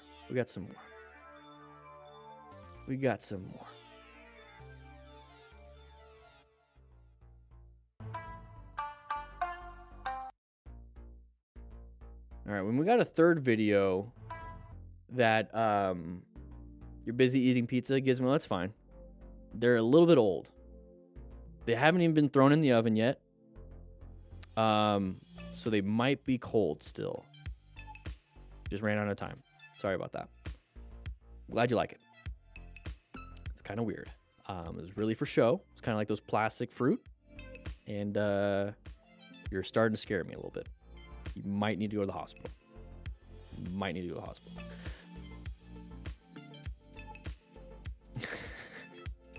170 likes, guys. Let's get 30 more. Oh, we're not done, David.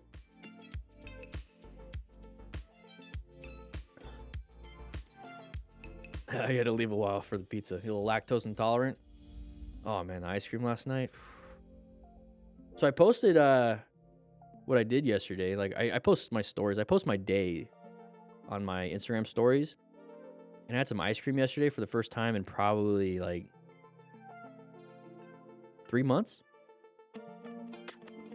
It's not a brag. I just haven't had ice cream. And I forgot I was lactose intolerant. It was an interesting night.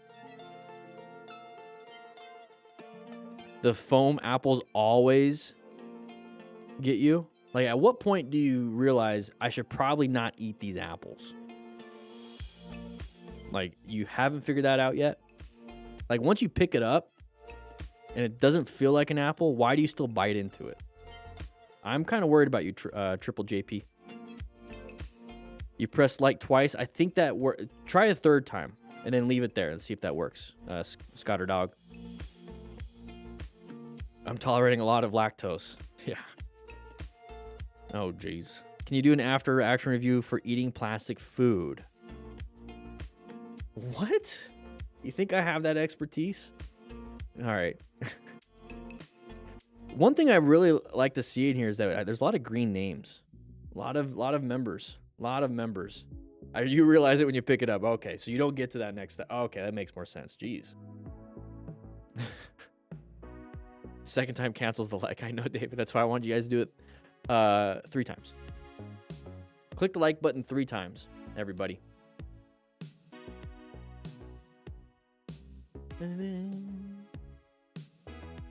So a 1, a 2, and a 3.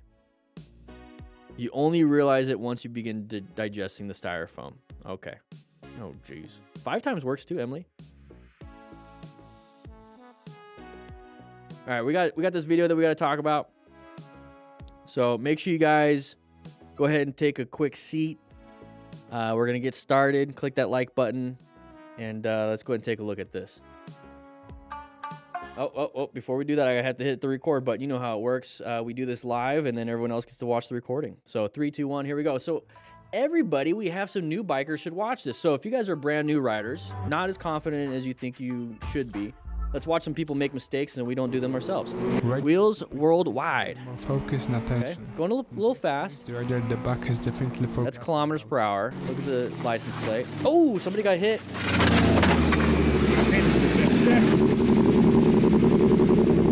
Whoa. Let's go back. Let's go back. I'll get over here now.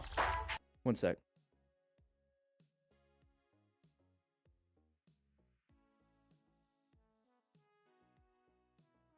All right. I need a thumbnail or something. Riding in a group requires a little more focus and attention. In this case, the rider at the back has definitely forgotten about it. Oof.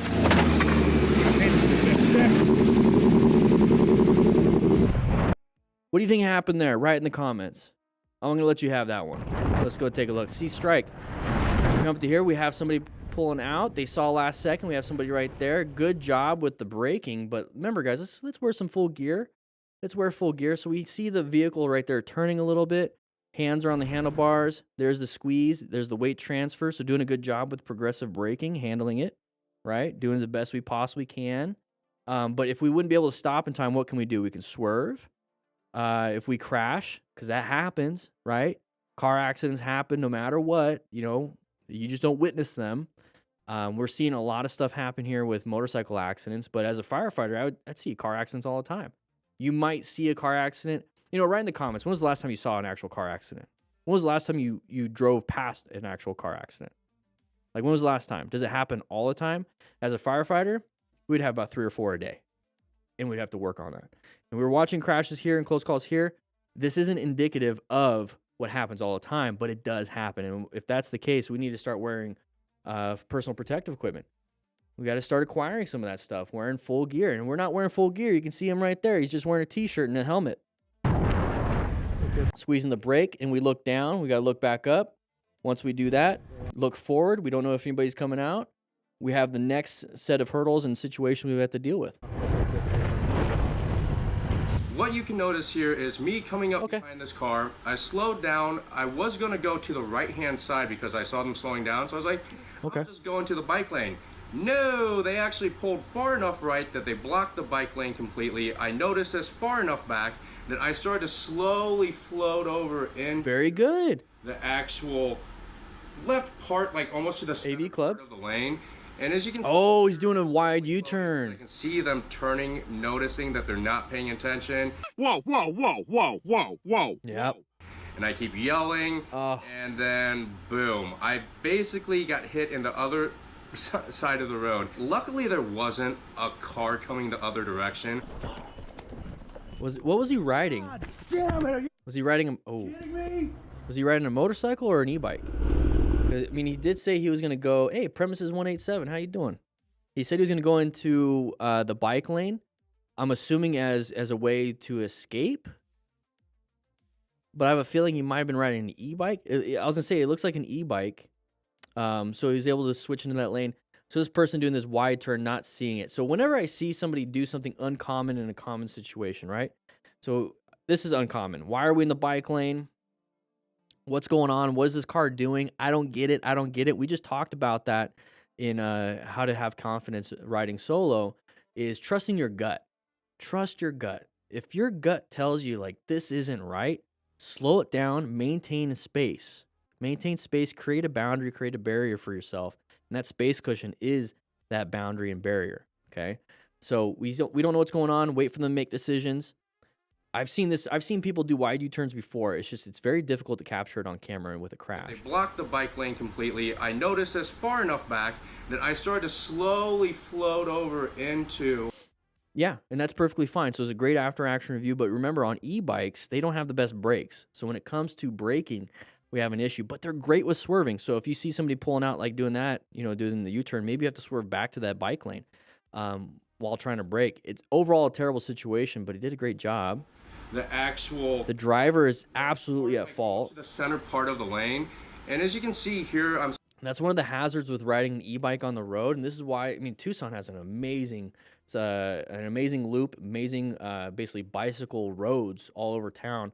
And that's where I just stick. I stick to that. I understand not a lot of people have that, but if you want to watch me do that stuff on my Instagram, DanDanTheFireman, I post about my e-bikes all the time. Have a great time with the Super 73s. You guys get to see all that stuff, but this is one of the big hazards when it comes to the road. So on the road, I ride the motorcycle, and then e-bikes on that loop. Slowly floating because I can see them turning. Because I want to have better brakes. I want to have better options than just what an e-bike can do. Whoa. He got hit in the I love that. Yelling. I want to see what his hand looked like. And boom. I basically got Like, what's that on his hand? hit What is that? in the other side of the road. Looks like he's got gear, though. Wasn't Damn it, are you kidding me? Yeah, sucks. All right, let's move on. Premises 187, how you doing, man? Okay, we got a cyclist. Uh-oh. I love that. Yeah, real close. Oh, we got a little tip-a-tap. London City. Come on, dude. You're making firefighters look bad here.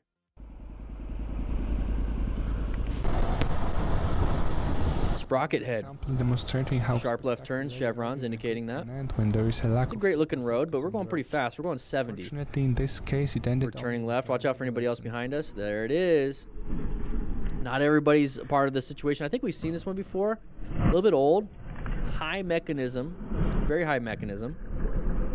This is why we talk on our Cardos. Link in description. I believe it's 20% off. It is an affiliate link. I get commission, so I thank everybody that does buy anything with that link. Oh, he's limping a little bit, so it's time to rescue. See if there's any bleeding, because I think that when he hit that wood, hopefully he doesn't get any splinters in his body. By splinters, I mean just impaled. Okay, so in these situations, we're going 70. Let's take a quick look at this. This is why we talk on our car. Like I said, talk on our Cardos. You use the dynamic mesh system. I think with the Edge, you can have 15 people. It's so much easier. Communication is so important. You're not having to do hand signals, any of that stuff. I know this is kind of like an advertisement for it. Like I said, it's an affiliate. But this is why I use Cardo. This is why I use Bluetooth systems. So you have a sign right there indicating a lot of sharp stuff. We're gonna go about 70 miles per 69. Nice. About 70 miles per hour. how spectacular And we could be talking. We're 77, in a group can act 80 when now. there is a lack of proper So the person up front can say, "Hey, we're turning left," and so everybody hears it. Instead of the person in the very back witnessing, "Oh crap, I need to slow down," or dodge the people in front of me because I had no idea we're turning. So this is why having that system is like, "Hey, we're turning here. We're turning left." So, or you could say, "Turning left. Everyone, slow down, slow down, slow down, slow down." focus. That gives people options. Fortunately, in this Versus right here, it's like, okay, now I got to slow down. Person behind him is like, "What's going on?" it ended only with a valuable lesson. Yeah, it could have prevented that. Could have prevented that. Just with communication. Now, obviously, you could have prevented it by riding your own ride. You could have prevented it by having, the route on your phone. You can prevent this by, just not speeding. Like, there's so many different ways to prevent it. But one thing that really helps out is that communication. Really does.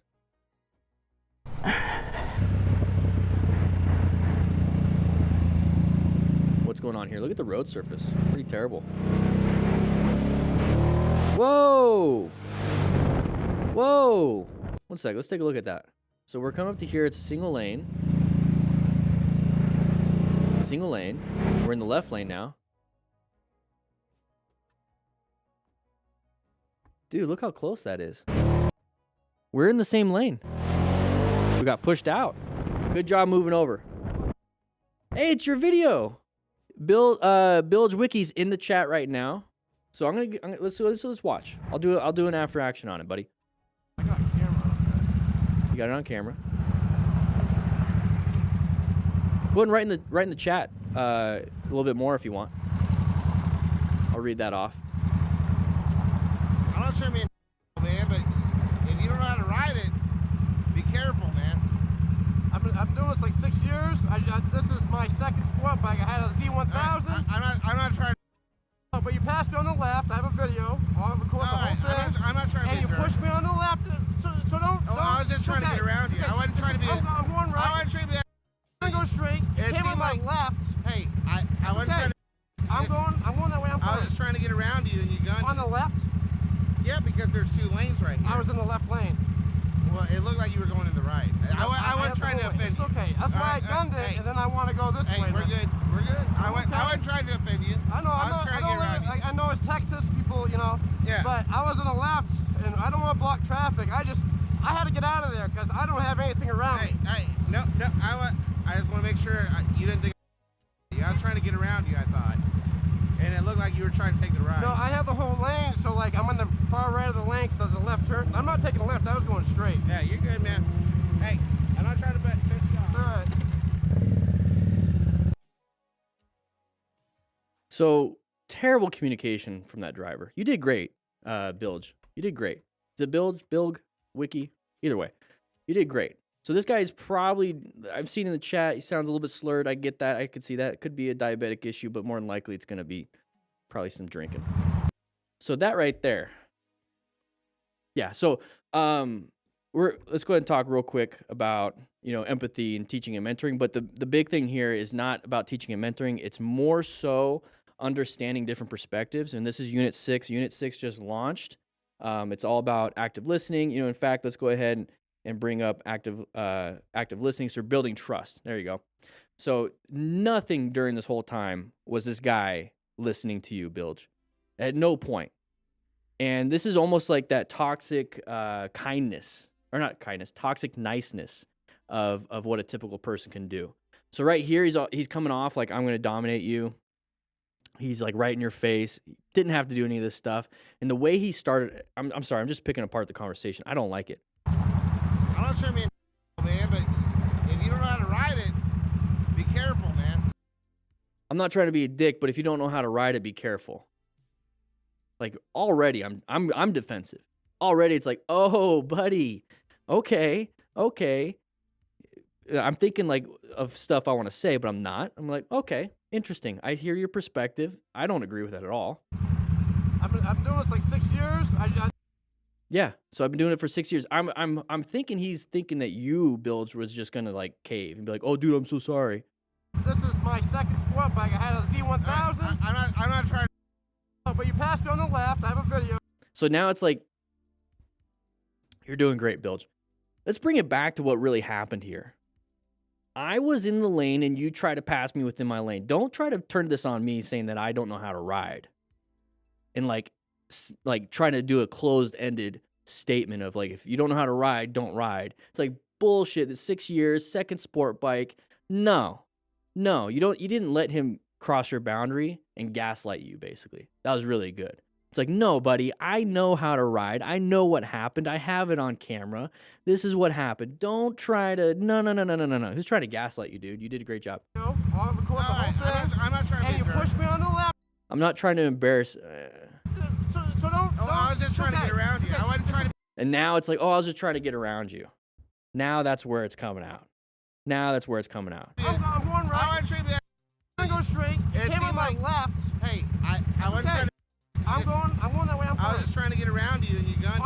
So now it's like, I'm trying to get around it, and you gunned it. So, Bilge, you said you were nervous. You had a concealed weapon on you. I just want to go. I thought de-escalated and I didn't let my ego or emotion get involved. And that's one of those things that if you have training with a firearm or if you have any kind of basically power, you could be dangerous. Basically, you choose not to for the most part because it's like what can happen, and so it's really good to have that training. So very good, man. But yeah, this guy, he's like now trying to like continuously trying to gaslight you because he made a mistake. He doesn't want to take accountability for anything. He's just coming at you for it. On the left. And a purple belt, nice. Yeah, because there's 2 lanes right here. I was in the left lane. Well, it looked like you were going in the right. Yeah. So let's go back. How did it start? He told you, Bilge, that if you don't know how to ride, you shouldn't ride. And now we're kind of coming full circle here, with evidence and with actual, what's going on in this world, not trying to be gaslit into some kind of unaccountable type thing and no integrity here. Now it's all of a sudden it's like, oh, well, I thought you were going to do this. That's extremely narcissistic. That's definitely a narcissistic trait of, word salad, gaslighting, changing up the reality of things to where they never have to take accountability. It's like, well, I thought you were now. It's like, come on, dude. I wasn't trying to offend you. It's okay. That's why I gunned it. I wasn't trying to offend you. It's like, dude, you're not offending me. You're an idiot. You're not offending me. You're the one that made the mistake. I'm not the one getting off my bike, hitting your mirror, coming up to your window, whatever it is. You got out of your car at an intersection, or a truck at an intersection after you caused an issue to come to me to tell me I don't know how to ride and that I shouldn't ride if I didn't know how to ride. You see what I mean? No freaking accountability. And then I want to go this way. Hey, we're good. We're good. I wasn't trying to offend you. I know. I was trying to get around you. I know it's tech. You did good, man. You did good. This guy's a tool. This guy's an idiot. It's just people, Yeah. But no. I was on the left, and I don't want to block. You don't have to explain. I get why you are, but you don't have to. Anything around. Hey, no. I just want to make sure you didn't think. I was trying to get around you. I thought. Dude, you don't even know what you're talking about. All right. And it looked like you were trying to take the ride. No, I have. In order for you to offend me, I have to first care about what you think. Yeah, you're good, man. Hey, I'm not trying to piss you off. All right. See, like when people are like, "Oh no, you're good," I'm saying you're good. Like the guy's like telling you, "Bill, you're good." It's like, dude, I don't care if you think I'm good or not. You could think I'm the worst driver in the world. You could hate me. I don't care. I already know you did wrong. Like don't try to like control the situation by saying, "Okay, everything's good because you said it's good." It's like, no, everything's been good because I did what I was supposed to do. He's never gonna figure it out though. He's never gonna figure it out. He's an adult child. He's an adult child. All right, here we go. Abby Happy. What's going on here? You got a Cardo pack talk? Very nice. Ooh, oh, whoa, whoa, whoa.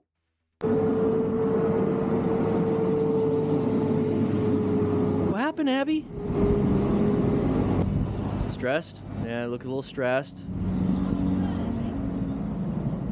Are you hurt? Can you pick up your bike? Thank you. I'm okay. I'm good. You can hear the stress in her voice. Are you okay? Yeah, I'm good. Like, what happened? Are you okay? Your legs? Yeah, yes, I have. Yes, thank you. Thank you so much. So, Doodle did like how to pick up bikes and stuff. Highly recommend you watch it because she does it the correct way. Okay, I'm good. Really. Yeah, I'm okay. You don't have your leg or your... Look at these guys. It's just a simple drop. Looks like, yeah, just a simple drop. How did that happen, though? Oh, this dumb guy. All right. So we're coming up to here.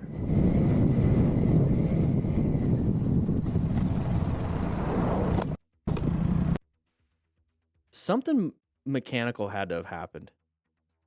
Canopy junkie, I have no idea. The chain broke, something locked up. There was nothing in their way. It didn't look like it was a braking issue. Either way, it fell over. Learn how to pick it up. And if you're hurt and you can't pick it up, perfect, fine. Leave the bike on the ground. Not a big deal. Let's take a look at this, Mr. M1000R. While overtaking. Ooh, look at the road. A little bit of snow. Watch out for black ice. Lost control of the bike. Slow it down on these corners. Ooh! Slip and slide time. Slip and slide. Thankfully, if you are going to crash, you slide on ice. That's what it was. Take it easy on these things. Take it easy. I know there's ice and snow on a turn, but if you slow it down, keep your bike more upright. Hey, this is how you pick it up. This is exactly what I was talking about. And he's going to have help because, you know, I would if you have the opportunity. Have the side stand down. I think the guy just put it down. You can let it come. Perfect. That was great. Yeah, keep it as upright as possible. So when we were talking about slow speed maneuvers, you can go fast. So like Moto Gymkhana guys, oh, I love it. I want to actually take a Moto Gymkhana class or visit. There's a guy up in Phoenix. Anyways, hardcore, into it, lean into these curves or into these turns around cones. But then when we talk about the Smart Rider drills, we do stuff like this. The goal is to do it slow. You can do it fast. You can do it however you want. But if you want to do it slow, one of the things that you can do is kind of keep the bike upright and use that rear brake and just do the head and eye movement. But the goal is to keep the bike as upright as possible and make these turns. You don't have to do crazy counterbalancing. You don't have to lean super hard into it. But if you keep it upright and just kind of look and turn, that's a great practice for situations like this when you're going around corners. Because if you slow it down, you keep the bike more upright. You have more traction. Suspension works better. Everything. But overall, terrible situation. It's ice. I mean, wear full gear. Lift the bike like that. Perfect. All right, let's move on. Angel or not, don't get pissed. Don't get pissed at that car driver. We have a minivan with lights on. Or the lights behind us. That's a terrible space. Thankfully, we're only going 10. So you're maintaining space cushions. Oh, there's an open lane pattern. Yeah, open lane pattern. Open lane pattern. Be very careful with those. Be very careful with those. What do we have here? We have no gear and a blurred situation. What did we... MotoStars is getting to the point... I mean, I get it. It's getting to the point where we can't even tell what's happening. He's honking.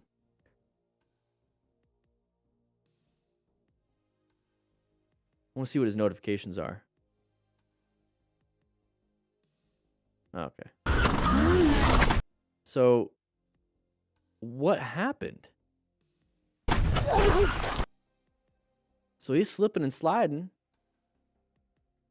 A deer or a dog, probably, because MotoStars has been blurring out the animals. Okay, that makes sense. So a deer jumped out. That sucks. Will help you understand the importance of organized group riding. A minor misunderstanding between bikers was enough to end a beard hair in my mouth. Unpleasant way. Okay, so this right here is just chaos at this point. It's chaos. Okay. Oh, is he not getting up? That's a deer. His hind legs were blurred. Okay. So we're passing all these people. I get it. That makes sense. Okay, so this is kind of what happened here. So the guy that crashed, or the rider that crashed, is this one. Super far into that left lane. You notice how when everyone's passing, they're kind of like staying still in the lanes. This guy's taking a massive risk. Massive risk. Because it's around a blind corner, and as soon as he gets around that corner, that car comes out, so he's having to shoot towards his lane. So in the middle, here's the thing. In the middle of a corner, you're shooting towards the outside to avoid something. Where are you going? You're shooting towards the outside. Well, what's towards the outside at this point? There's cars. So he slams the brakes. It looks like he endos because he was going to run into a car. So if we're on he had to like swerve. If he was just doing what everyone else does, he wouldn't have had to do that. But a little bit of ego. You can barely see it right there. You can see like the butt of him. It's like the underside of the bike right there. It's hard to see. I get it. So he's up and over, dumps the bike, he falls down. High mechanism injury, so think about spinal cord and traumatic brain injuries here, guys. Clear shot of the rear hooves in the one frame. Is he getting up? So this is time to rescue. Time to rescue. Stop any external bleeding. Stop major bleeds, guys. Call the ambulance as soon as possible. Perfect. So when we're talking about after a moto crash, this is the rescue car that you get when you buy a rescue pack from the store. It's our trauma kits, but remain calm. So you either call 911 or tell someone to call 911. He's doing it right there. He's telling someone to call 911. Now, if you're in a big group ride and you just yell it out, hey, somebody call 911, nobody's going to call 911. But if you're like, hey, Jeff, call 911. Now everyone knows Jeff is supposed to do it. And Jeff now knows he needs to do it. Okay? Ensure your own safety. Everyone pulled off to the side. Very good. You don't want to get hit too. You don't want to have multiple people in the incident. Stop any major bleeds. We have tourniquets, 5x9s, 4x4s, roll gauze, everything in our trauma kits. But you want to stop any major bleeds because those are the things that are preventable deaths. Lots of people die just because of blood loss when they could have just been saved by stopping that blood loss, and then surgery and everything else at the hospital can finish the job. Quickly assess the severity here. This is the backside of the card. Head injury symptoms. Guy wasn't getting up. I don't know if he wasn't getting up or what, but if I crash into the road, I don't want to be in the road anymore. So if I was conscious, alert, I didn't have any pain or whatever it was, and I can self-extricate, self-rescue out of the road, I will. Guy wasn't doing that. Not good. So just an initial assessment, I'm thinking head or spine injuries. Not good at all. So we have to stop any external bleeding and lay him down. Let's see what happens. I paused it because I think that was good that he was calling 911. So go around the corner. Also, how you doing, Patrick? So go around the corner also and send Jeff number 2. You know, it's like, I don't know, Jeff is a fun name. Go around the corner and start doing this to people. Now, thankfully, there's cars already kind of like around the corner. And if somebody's driving around that corner and they see cars, like, oh no. You know what I mean? It's like, what's this? What's going on? And then hopefully they'll slow down. He took a savage turn. I can't believe he did that.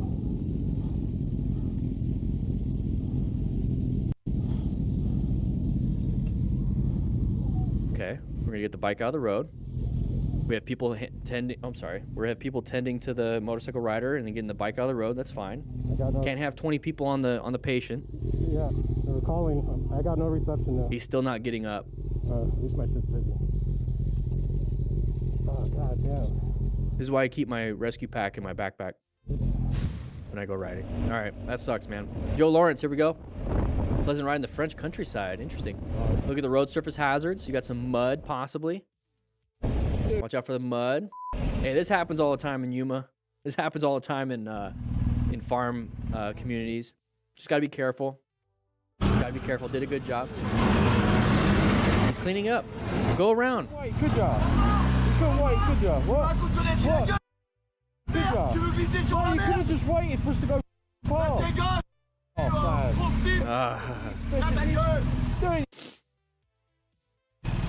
Oh, okay. Moving on. Moving on. You can move out of the way. Not a big deal. Not a big deal. The emotion, the guy's a big child. All right, you don't fight kids, guys. Oh, no. Oh, that's his jacket on the ground. I thought that was his body. I thought that was his body. It's like the cops, people are standing around. Like I thought this was a body right here. Thought this was the helmet, like half of this is his upper body.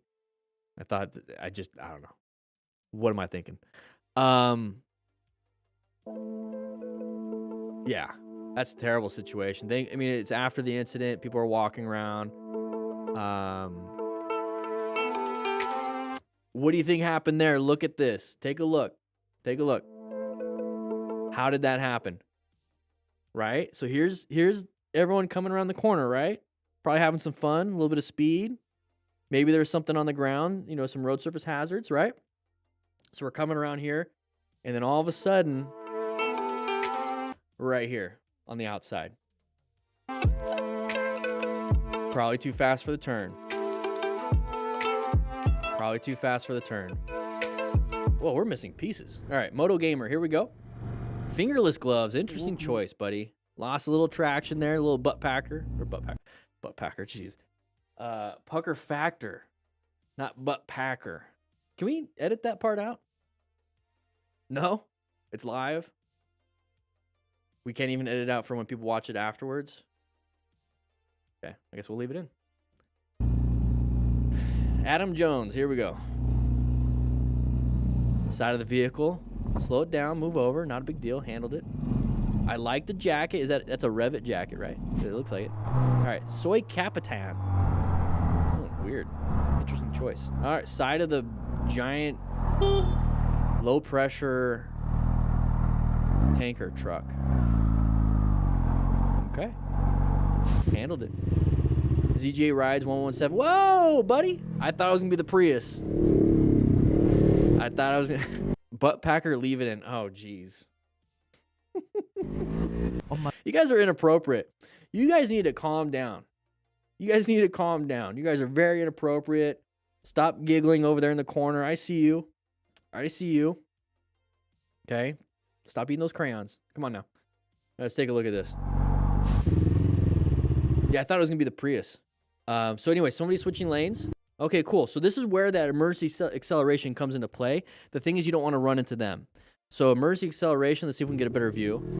Exactly, that's what I was going to say. So take a look. So he emergency accelerated and swerved. So he was maintaining his space cushion. So that's very good positioning for safety, located hazardous situation, assessed that person was a relevant threat, and navigated, accelerated, and moved. Space cushions and emergency maneuvers. Dude, ZJ Rides 117 is good job, dude. Good job. Good job. Yeah, you do whatever you want. Middle of a turn. Okay, whatever. I realized that his reg is his car. He's got whatever. You didn't see that. You didn't see that. I was about to say, what's the pattern here? I realized that his reg What's the pattern? You see all the lights is kind of stacked up, right? car.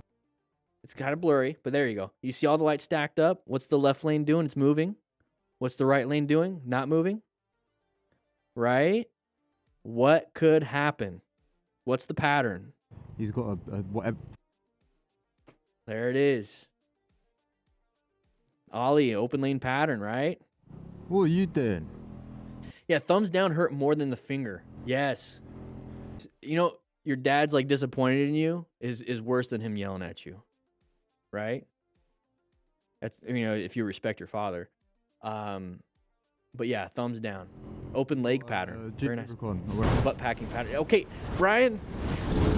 Side of the vehicle coming up. Get into a better position for safety. Very good. Slow it down to maintain your space cushion. Accelerate if you wanted to. Cool. Now you have a better space cushion in front. Handled it. Good job. Oh, you're welcome, MotoStars. Thank you for having such a great video. This was a 30-minute video, but I'm actually going to cut it in half. So for those of you who are watching this after the fact, it's 15 minutes. With that said, hope you guys ride safe, be safe. Hit that subscribe button.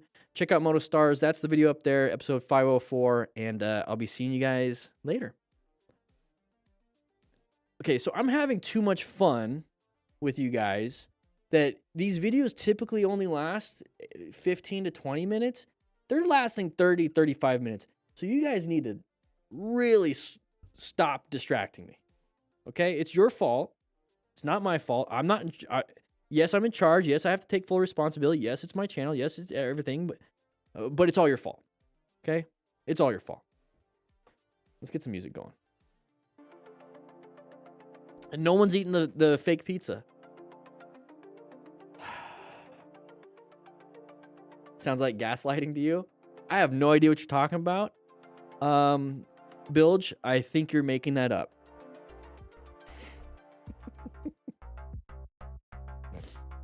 We got one more video, but this one, I think I'm just going to power through it like an auctioneer. It's a Chaos Riders video. And I think there's some repeats. Dan the gaslighting fireman. No idea what you're talking about. I think you're making this all up, Canopy. And I don't think you're actually a real Canopy. So think about that. How long has the pizza been there? About 3.5 years. About 3.5 years. Do you think it's a good idea to always have your fingers on the clutch and brake controls? Do I think it's a good idea? I don't think it's a bad idea.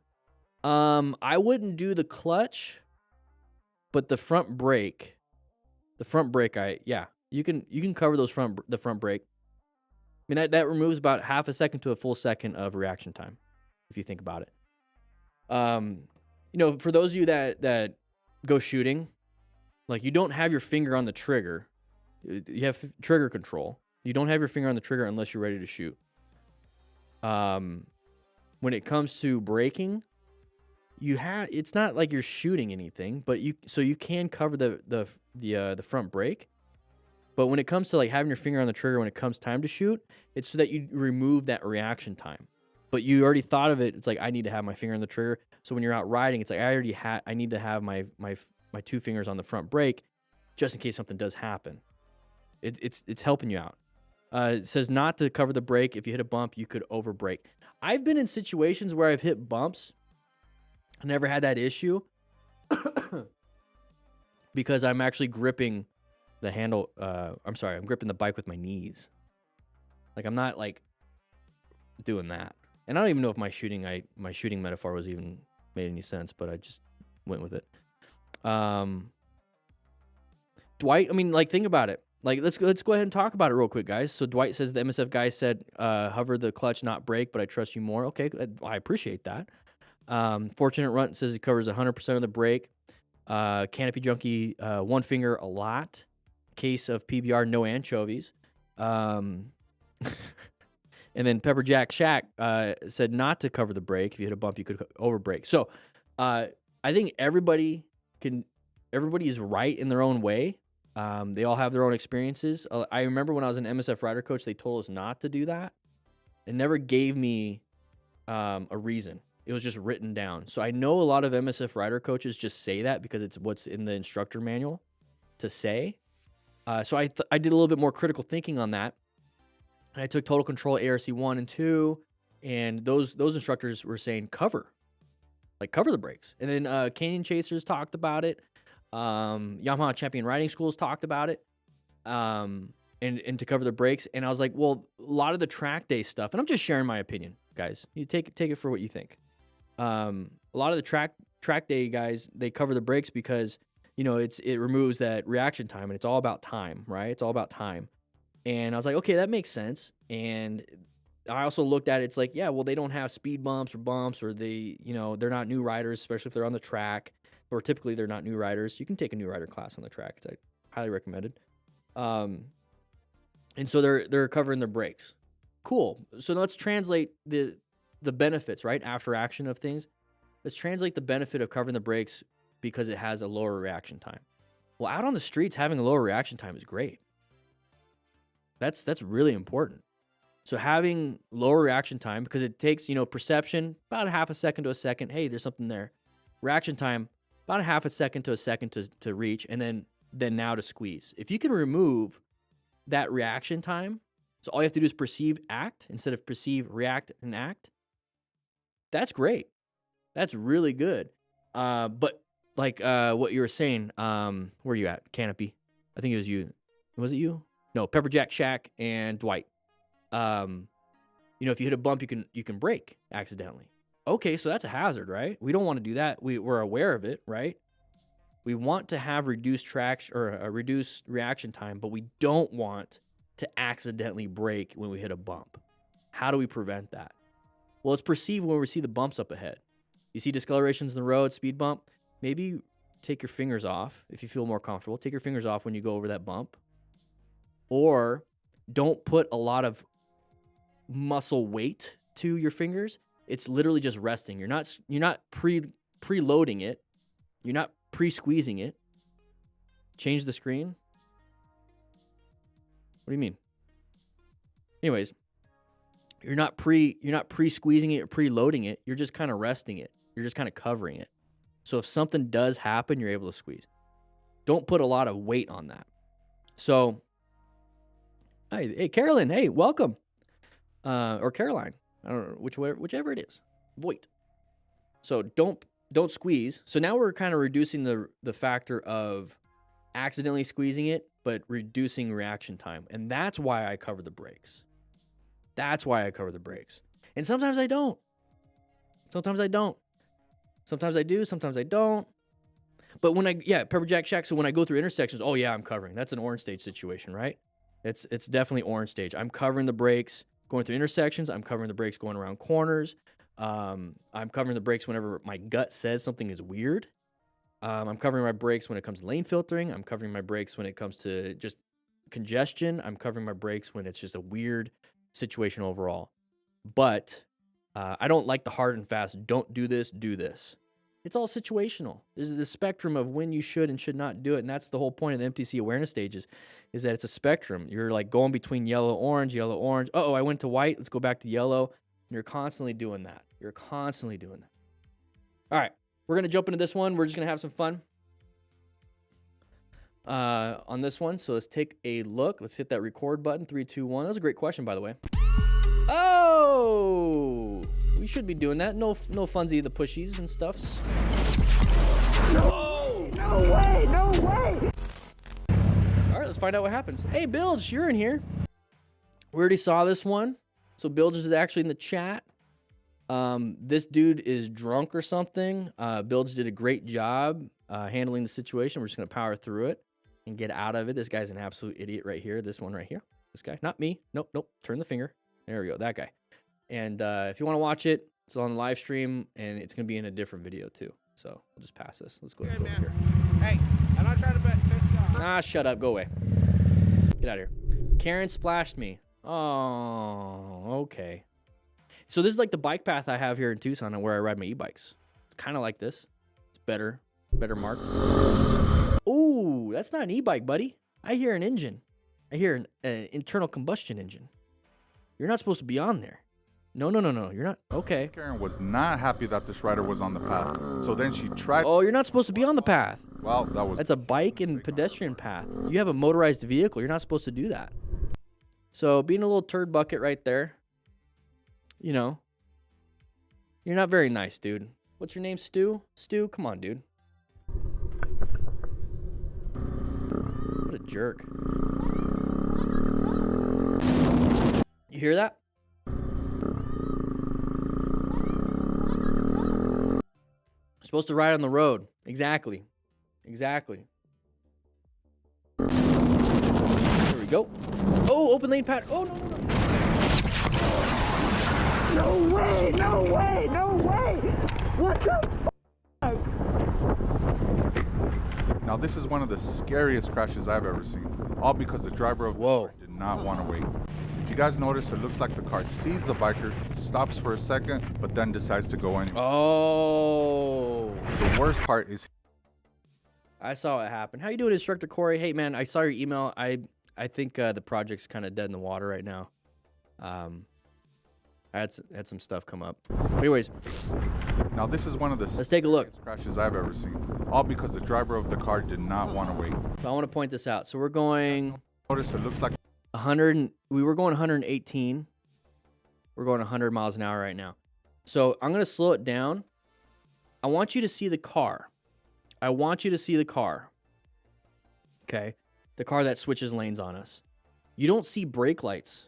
So this is what I'm noticing. I don't see brake lights until last second on that car. Like last second. And they're like, we can't stop in time. I got to swerve into this next lane or I'm going to crash into the back of this vehicle in front of me. And when that happens, they made the choice. They're like, I would rather hit the motorcyclist because I saw him. Hopefully he can dodge me. Or, you know, I'm going to crash in the car. I don't want to crash into the car. So that's what's happening. Now, why do you think the car driver was doing that? They were white staged. This is a completely zoned out person till the last second, either on their phone, doing their makeup, picking their nose, and then eating it, whatever it is, but zoned out, and then made a brown stage maneuver at the very end. That's what that was. So us as motorcyclists, we see this pattern, right? We see the pattern of an open lane pattern. Let's go ahead and move off to the side. Let's move off to the right. Give ourselves a better position for safety, right? So take a look at the car. The car sees the biker, stops. Let's go back a little bit more so you can see, so this thing can get out of the way and see the brake lights. Sees the biker. Now brake lights. For a second. Yeah, I wasn't paying attention. And decides. It's like, I'm going to hit that car, and so they had to swerve. Let's do it one more. Let's do 25% speed. Looks like the car. So take a look at the car's brake lights. No brakes, no brakes, no brakes, no brakes. Now brakes. Look how close they are to the other car. And now there's brake lights. So when I'm talking about positioning for safety and looking at these patterns here, so planning your ride, right? This is the plan method. We see a big long line up here. Big open lane here. We already recognize this car wasn't slowing down. It's like, I'm about to witness a crash, and if I was that car, I'd be swerving into my lane. Guess what I'm going to do now that I'm the motorcycle rider? And if I was going to swerve in my own lane, I'm going to be off on this side. I'm going to be off on this side, slowing it down myself, right? Going super fast. And then if I needed to, I could brake, or I can swerve a little bit more and accelerate out of here instead of being surprised. So we got surprised. Stops for a second, but then decides to go anyways. So we almost went over. There's the bottom. First part is he was just. I mean, look at him. He's already almost over. Got very lucky. But the car was white staged, zoned out. Over that wall.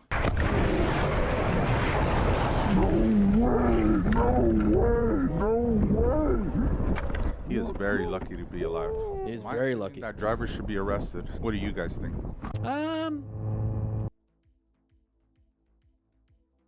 Arrested for what? I think tickets, definitely. Maybe civil suit. All right, just cruising, minding my own. Here we go. This rider had just passed the cop, was a little distracted checking his mirror, when all of a sudden, this is coming right at him. Oh, okay. Uncommon thing. Got headlights in our lane. Good job with the swerve. Good job. He didn't even try to avoid the biker, but karma got him. The cop saw it all and pulled him over. All right, super happy about it. Very good. All right, so we see this uncommon thing in our lane. Uncommon thing. Why? Well, they're passing people. So what can we do? We can get pissed off, right? Let's get pissed off at them. Let's get pissed. Let's just blame them. Just maintain our lane. Hopefully they move out of the way. Just kidding. We're gonna do a head-on collision and die. So what do we have to do? Okay, we got to first plan our ride. Okay, right? Position for safety. Thank you, Ursa Minor. Appreciate it. Position for safety. Hey, we're okay. Decent position. Locate hazardous situation. Ooh, this is weird. Assessing relevant threats. Ooh, that's weird. We got to navigate this active threat because it just turned into one. It's in our path of travel. We continue and they continue. I'm going to die. They're just going to have an insurance claim and have to do get a new car and maybe go to jail for manslaughter. Anyways, what can we do? Well, we can find an escape. Let's get ourselves into an escape path, right? Because we located, we have to actually navigate. Let's get ourselves out of there. Let's move ourselves out of this way because we're not going to win. Okay, this person's going to come at us. Simple as that. And it's exactly what this rider did. There's no fuss, no nothing. It's simple, right? But we see a lot of people just get pissed and try to fight for the lane and flip people off and start doing all these crazy things. It's not good. So Ursa Minor just signed up for endorsement, about to buy a Voss helmet. Is there a way to make sure they know that I was sent there by you? Yeah, link in the description. So link in the description, it'll automatically know. Thank you, I appreciate that. Appreciate it for the $5. Get yourself a helmet. Uh-oh, side of the vehicle. Side of the vehicle, swerve left where it's opening. Good job. Hopefully we're not speeding, so we're not causing an issue. We saw this one MotoCat in the other video. Somebody comes out in front of us. Swerved over, and I made a compliment about the backpack matching the gear. Very good. Here we go. Raw point of view. Another vehicle pulling out. We're going to go for the opening, the gap behind, because typically people will just continue going. They're not going to shift it in reverse and get back in time. Once again, these poles are pretty interesting. People do some kite fighting in these areas. They put glass in the string of the kites, and they try to cut each other's kite strings, and then the kites that lose are basically just across the road with glass, and that thing will catch it before it slices your neck. Ooh, did we hurt? Nada. Só foi braço mesmo, Eu segurei ali. Dang, she's fit. Now, this biker was way too nice. Even though his arm was injured in the crash, he was very polite and let her go without even... Ah, dude. He was smitten a little bit. He's like, oh, I'm perfectly fine. I'm, broken radius ulna. It's going to involve my insurance. But, you know what? Go ahead and keep going. I'm good. You're pretty. That's fine. That's fine. Unless he's got universal health care. But at least in America, I'd be like, no, give me your insurance. I don't care who you are. I got to pay for my freaking arm. And look, she's pissed. She's yelling at him. That's when this happened. But what happened to his arm? So his right arm, did it push into it?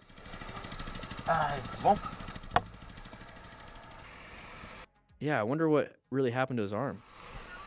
Nada. Só foi braço mesmo, Ah, jeez. Yeah, he let her go. Whatever, man. At least get her number. Jeez. Calling the police. All right, the Flying Scotsman. Here we go. Doing some pretty good speed. Oh, we got a roundabout. Oh, interesting. Interesting. We usually see... Oh, what the... we doing? Is this like a real thing? I can understand e-bikes, but what's going on with the regular bikes? Anyways, we're coming up to here, and we typically see it from the rider's point of view, like somebody almost cutting them off. So it's really interesting to see a third party thing. So we can see this, and the car was supposed to maintain the turn, but they decided to cut across. And so right here, we got to do something, accelerate through, get ourselves out of there. Interesting to see. I don't know. Watch the SUV. What is this? He's trying to cut in between all the riders, but then this happens. Ooh, made a mistake there, buddy. Is this one? This is that electric scooter that can go like 40 or 50, right? I think I've seen it on Adobo Moto. Anybody watch Adobo Moto? I watch him on Instagram. And I think he said something. This is like a $5,000 scooter. I remember just the heads-up display. It's see-through.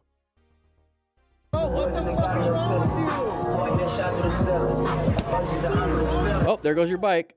So instead of apologizing, he makes a run for it, dragging the bike along with him. Hey, you're the one he almost ran over? Yeah. Almost, he did. I got on video if you need it. Bro, he took my bike, bro. Oh, and he took the bike with him. Oof. Oof. I don't know. I don't get the whole thing. I've seen some really cool videos in the you know, like on Instagram and whatnot of like roads being shut down for things like this, but this doesn't look like there's a permit involved. I think it would be really cool to have like a bike night or like bicycles and e-bikes and stuff like on road like this where, you know, maybe like 2 miles, maybe more than that. But it's during a specific time, permits, safe, all that stuff. If you need it. Bro, he took my bike, bro. Here we go, going through a roundabout. Oh, we saw this one. This vehicle's gonna come out. You definitely don't. You're not gonna win that one. Good job with the braking. Go ahead and move on. You're not gonna win. He's not even gonna feel you get run over. Road rage for any little reason. Here we have 2 riders attempting to push start a bike. Yeah, there's nothing wrong with that. What the f are you playing at, you dickhead? While the guy in the van behind them had no time for that and completely pissed them off. So, real quick, when I'm in a car, I maintain space cushions. When I'm on the bike, I maintain space cushions. If I'm witnessing these people do this, I'm sitting back. I'm patient. I'll just sit back or switch lanes or move somewhere else. I don't care to do this, but if you notice, it pisses off motorcyclists when somebody's on their butt. It pisses off car drivers when you're on their butt. Just stop tailgating people. Just sit back, relax. Not a big deal. Obviously, something's going on. Obviously, there's mechanical stuff. Start thinking of different perspectives. Instead of thinking, I got to get to where I need to go, think of, like, what's going on with these guys? That sucks. That really sucks. You know, if I was in that situation, I would really like it if I had a space cushion and somebody wasn't on my butt. You see what I mean? Once you have that perspective, it's like, okay, cool, I'll sit back and it doesn't bother me because if I was in that situation, I would like it if somebody wasn't. It's just perspective shifting. A lot of people don't do that. And this is what happens. This is what happens. People get pissed.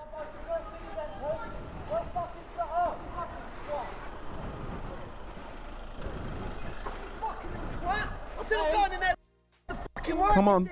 Come on. No. Enough of this. Enough. Enough. Enough. Enough. Enough. Come on. No. Enough. Get the fucking now. Enough. Come on. Come on. Take your hat off now. Get off now. Hey, your car. I just said to him, start one of our mate bikes. Come on. This whole time, these people are just not present to the situation. You know what I mean? Their emotions completely took over. Their brain isn't working. The prefrontal cortex isn't working. Pure emotion. The behaviors of that emotion are coming out. Anger leads to violence as the emotion. And that's the thing. If you think about it, happiness leads to generosity. So if you're in a happy mood and you just let happiness flow, you become generous. If you are angry and you let anger flow, you become violent.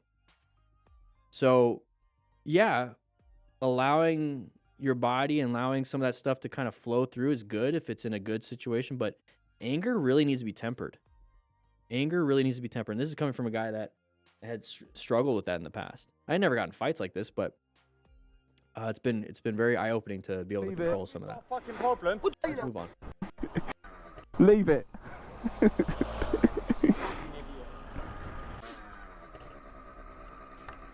And if you're having fun, laughter comes out. What are we doing here?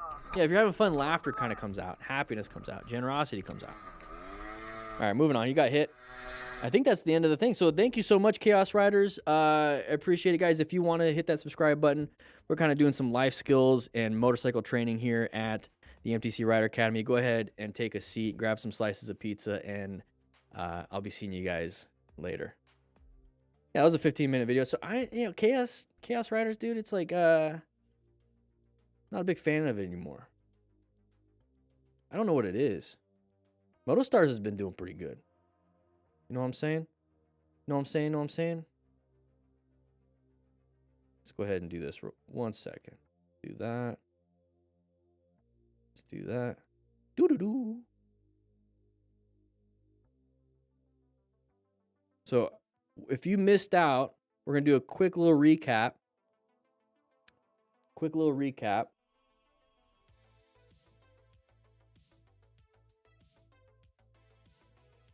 We're going to do a quick little recap on this because I know some of you guys missed it.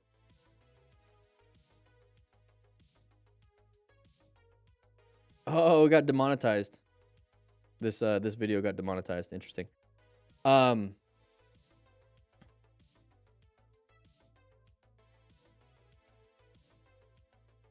go ahead.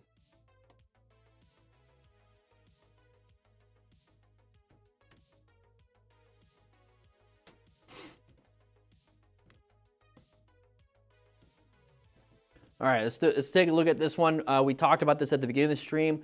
We're gonna do a quick little recap of this. In fact, let's go ahead and do another recording of it because this might be a better video than the beginning. So once again, we said this at the beginning of the stream, but let's go ahead and go over it one more time. So riding solo with confidence. Here's some 5 key tips. We're gonna expand our riding horizons, practice emergency maneuvers. That's huge when it comes to being able to be confident. And we'll talk more about that. Setting personal goals, trusting your instincts, staying focused, and maintaining your pace. Okay, so expanding your riding horizons. We're going to gradually increase our riding distances. So just like if we're working out, we start off, let's say, you're doing curls of 5 pounds, whatever it is. You're doing some dumbbell curls, 5 pounds, and it's like, okay, next time that's pretty easy. Let's go to 10, let's go to 15, let's go to 20, let's go to 25, gradually, progressively overloading your skill set.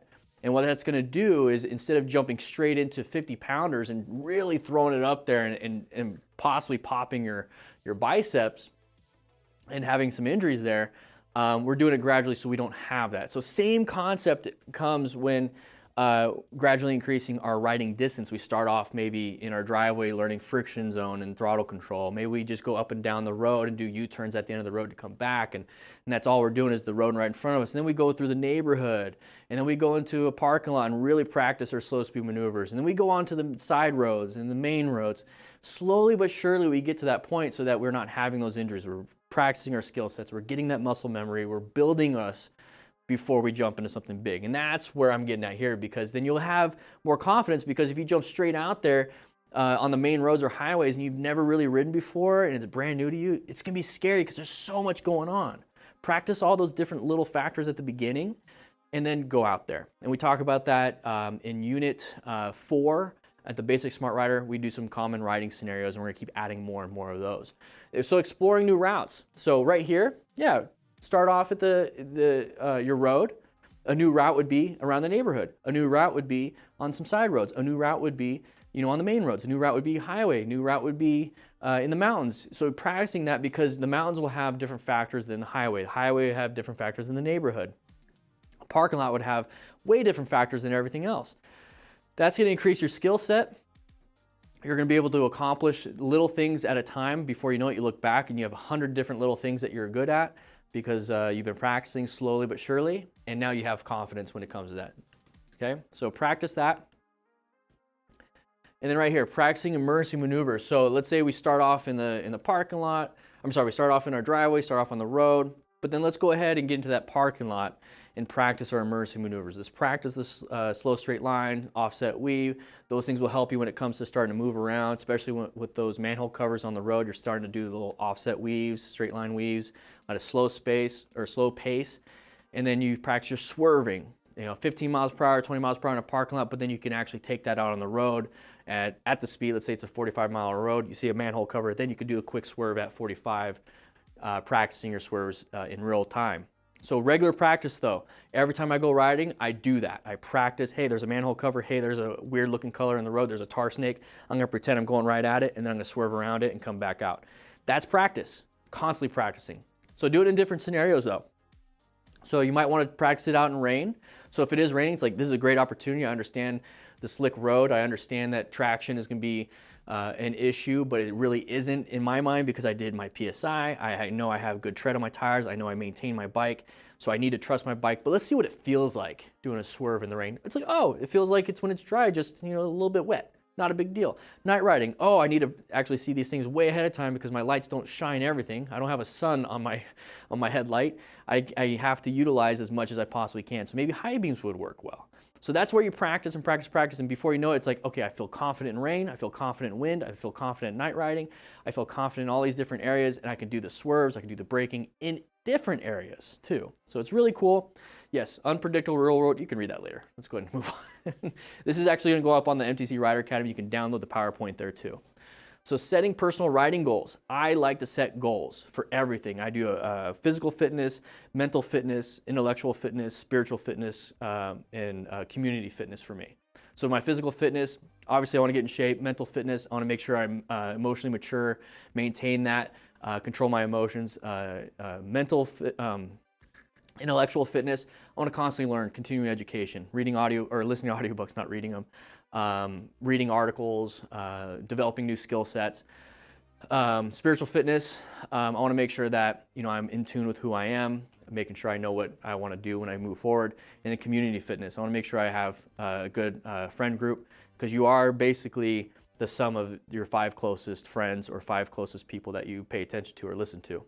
So those are my things. I set targets there so that I can continue getting better and better. But when it comes to riding motorcycles, maybe set a goal of like, I want to be able to ride to the next city. So Tucson to Phoenix, it's not necessarily the next city. There's Sierra Vista, Sarita, and a few other places. But a big one would be from Tucson to Phoenix. It's about 2 hours, roughly, hour and a half. But I've only ridden 45 minutes. So, maybe by the end of the year, I'm going to ride to Phoenix. Well, I'm going to constantly do maybe 45-minute rides back and forth, so it turns into an hour and a half, maybe pause halfway through, come back. And before you know it, it's like, what, I feel confident to do that hour and a half, 2 hours, and then you go. But you have a deadline, you have a date, you're going to make it happen. Whatever your goal is, that could be a goal, right? But it's achievable because you have a deadline, you've been practicing, you know how far you need to go, you have a route, you have access to your bike, you have like all these different things. You could possibly do it. You definitely can do it if you have that achievable target. Progress checks, very important. For me, the physical fitness progress checks would be checking my weight, making sure I go Monday, Wednesday, Friday, and then documenting my gym sessions. And then my physical fitness goal is a Spartan Trifecta weekend. So I know that once I complete that weekend, I achieve my goal. But up until that point, I'm making sure I'm staying in physical fitness. So regular progress checks when it comes to that idea of riding an hour and a half. Well, maybe once a week you do that 45-minute ride, and you're able to get better and better. It's easier and easier and easier. Before you know it, you're ready to go.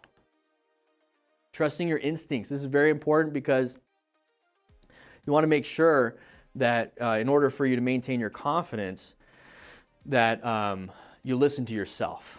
Okay, so if you don't want to get false confidence from a yes person. Okay, if you have a bunch of friends that just say, yeah, you're doing great, but deep down it's like, I don't feel like I'm doing great. Deep down it's like, I don't know. It's like, do you just have friends that say you're doing great all the time, or do you have friends that will actually give you real feedback and say, you know what, dude, it's like you've been drinking 5 drinks a night for about 4 months now. Like, you didn't used to do that. I see it starting to affect your health. I think you might want to take a look at that. Versus somebody like, dude, you're having a good time. You're so fun drinking. What are your goals? Allow your friends, those 5 people that are around you, know about those goals and have them actually help you achieve those goals. But at the end of the day, If you know yourself, it's like, man, I don't think I should be drinking 5 drinks a night for the last 4 months. And you ask a friend, should I be doing that? And they're like, yeah, keep doing that. That's not good. Your gut already says something. Your gut's already telling you we should be focused on stuff. And that's when you make that decision. So when you're riding motorcycles and you're coming up to like a mountain with a bunch of friends, or you're going to do the mountain for the very first time, and you're like, I don't know, I just don't feel good about this. You could either just go for it, because maybe you're risk averse, but you could just go for it, or you can take a pause, think about it. We're doing some decision making here. Think about it. It's like, why are you feeling that way? It's like, well, you've never done curvy roads before. You've only done straight roads. Okay, cool. How about we do a curvy road that's not in a mountain? Let's do a curvy road that's flat and it's slow speed. So let's find a neighborhood. Let's find some side roads that are kind of curvy, but it doesn't involve climbing a mountain, because then going down, you have increased speed. You're gonna have to focus more on your braking. It's too stressful. So go ahead and try that, okay? Comfort level, same thing, same exact thing. So trust your gut. It's like, I just don't feel comfortable. I'm gonna do something else. But don't be like, I don't feel comfortable and I'll never do it. No, it's like, you don't feel comfortable right now. And the reason why you don't feel comfortable is because your skill set is not there yet. The information that you have is not there yet. You want to do it, you're just not doing it. So figure out what the skill set is that's needed. Figure out what information you need. Go get that, and then come back and accomplish that goal, okay? Once you do that, you're gonna find out, oh, it's just a matter of learning. And I could do anything. That's the beauty. All right, staying focused and maintaining your pace. So we talk about riding your own ride. So ride at your own pace. Don't ride at your friends' paces. If you have friends that are faster than you, don't ride at their pace. If you have friends that are slower than you, ride at their pace. Because going slower for you is easy. Them speeding up to match your pace is difficult, and vice versa. Okay, so situational awareness though, always be aware of your surroundings. Very important, right? Very important. You got to be watching out for vehicles, road conditions, weather changes, and anything else that could affect your ride. So we talk about the MTC awareness stages, being in that yellow stage, zoned in, orange stage when something is kind of piquing your interest, and red stage is when you need to swerve out of the way. Planning your ride, positioning for safety, locating hazardous situations like intersections and curves, assessing if there's any relevant threats. If you're in somebody's blind spot, could be a threat.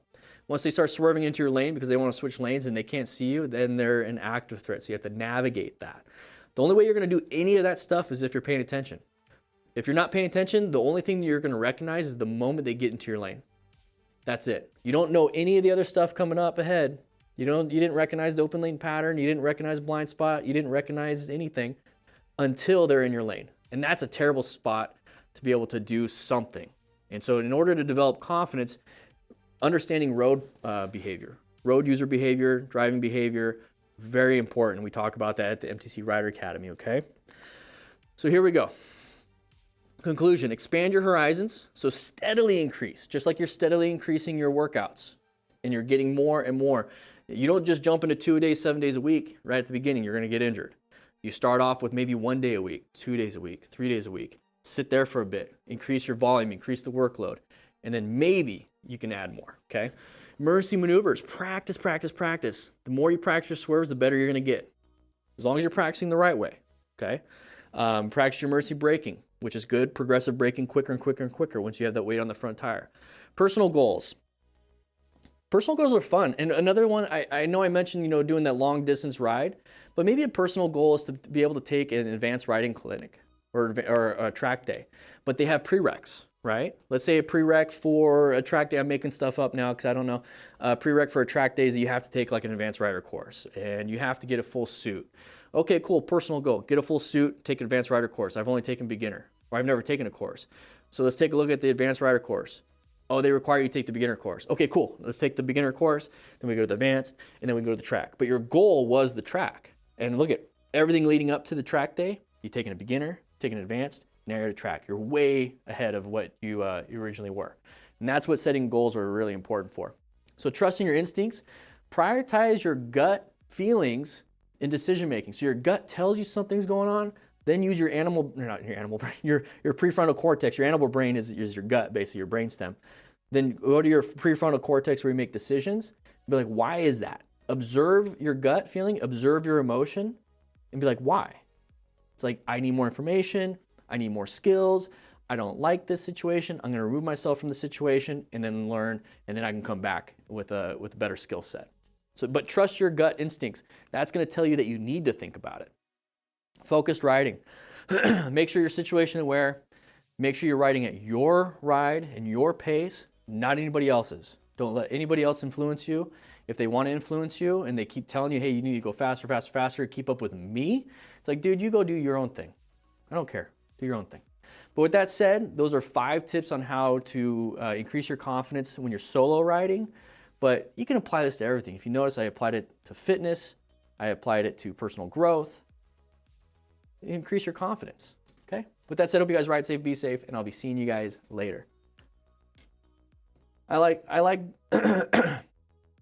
like doing it twice. That's what she said. I like doing the PowerPoint at the beginning of class.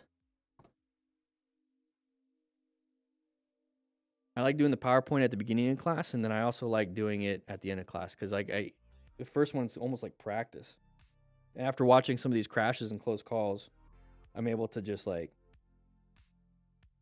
power through it. I like that. I like that. Thank you for thank you for those of you that have been here since the beginning. But once again, if you notice, like, so I have the PowerPoint and all the different slides. At the MTC Rider Academy, you can download the PowerPoint. So if you want to show your friends the PowerPoint and you want to actually like show it to them, be like, hey, this is what's going on. And you want to like do your own thing, put it up on the board for your mom, you know, you have it. You have access to it. So I'm giving you guys my materials at the MTC Rider Academy.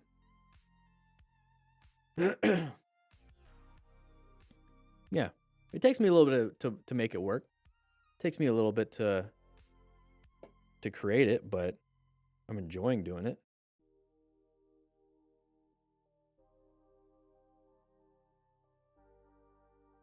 Well, thank you, Instructor Corey. Appreciate that.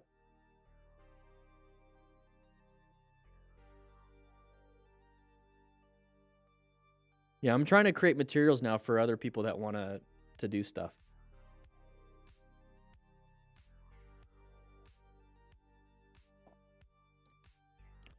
Fortunate Runt? No, they don't know. They all know who Jixer Bra is.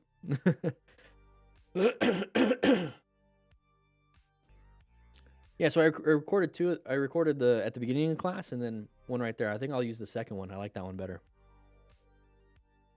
Respect from Slovenia. Ooh, wow. Thank you so much. Appreciate it. Yeah, I'm having a good time. It's 12:30 here. I'm going to I think I'm going to upload this stuff to the server that I have. And I think I'll do the rest of my work from home. Just because I'm tired. I want to get in the jacuzzi. I want to get in the jacuzzi. But I already have... You know what? If you want to download, let's just do it. Nah, I'll do it later. I'll do it tonight. So by tomorrow, I'll have it ready for you guys. Get in the jacuzzi. Yeah, because it's been monsoon season. And so, like, when I want to get in, it's like lightning and stuff, man. But yeah, you guys get to download the PowerPoint. What am I looking for? Oh, okay. Yeah, that's what I was going to change the server.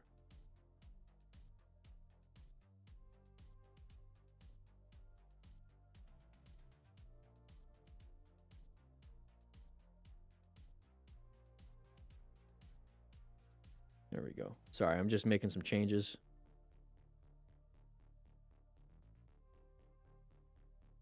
Getting over here. What is everybody else going to be doing for the rest of their weekend? What do you guys got planned? I'm going to see this Van Gogh exhibit tomorrow. You know what I mean? Do you guys know what I mean? You guys have no idea what I'm talking about. Van Gogh exhibit.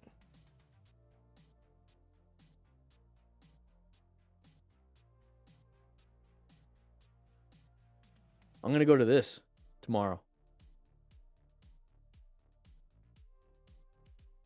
I'm not going to do the headset, but I'm going to do this part. We're sitting in chairs and it's just like this 360. Yeah, I'm going to do that tomorrow. I don't know. I like that kind of stuff. Do you guys like that kind of stuff?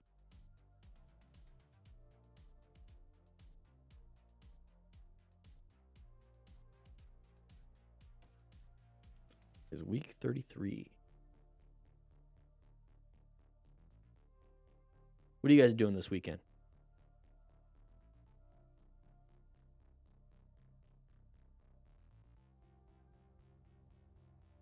Yeah, it's going to be super chill. Like, I'm looking forward to this part. You see the chairs? I'm just looking. It's like an hour and 15 minutes. It's like, think of it as like going to the movies, but you're just looking at art. Look at that. Imagine if you're high. Jeez. You know what I'm saying? There's a Warhol exhibit near me. I want to go. That would be. I don't know. I'm starting to try some new stuff. So when we talked about the PowerPoint, right? So expanding your riding horizons, right? So exploring new routes. Like if you apply that to, damn, look at my arm. It's looking juicy.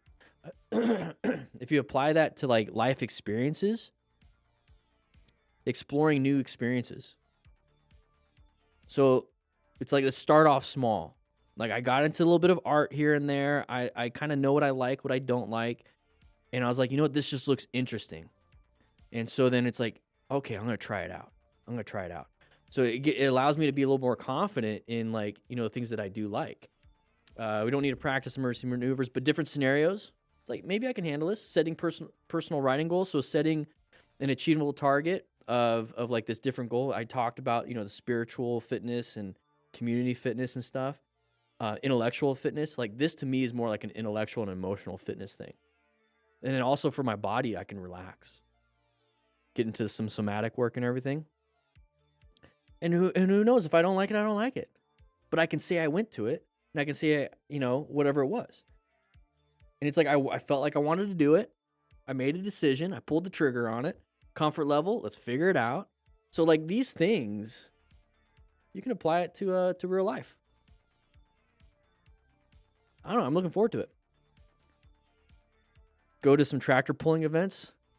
In what way? You did the Van Gogh in Houston, John Hager? Oh, sweet. And you liked it? Went to it a couple months ago. Pretty cool exhibit. Nice. Yeah, it's going to be here in Tucson.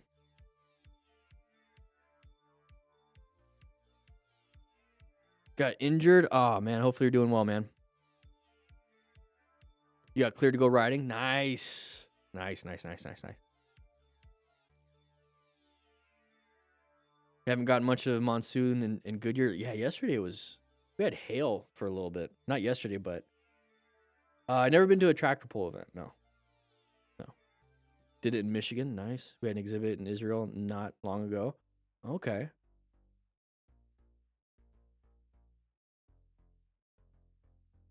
Motorbikes. Yeah, we're finishing up the stream. Let's get 10 more likes. We're almost at 250. We're almost at 250. Let's get 250. Call it a day. Once we hit 250, I got to get going. So I'm uploading my stuff to the server. It's uploaded. So that means I can go ahead and edit from home. I've been to demolition derbies. Those are fun. But yeah, I'm going to this this weekend. Like, what are you guys doing? What are you guys doing this weekend? What are you guys doing this weekend?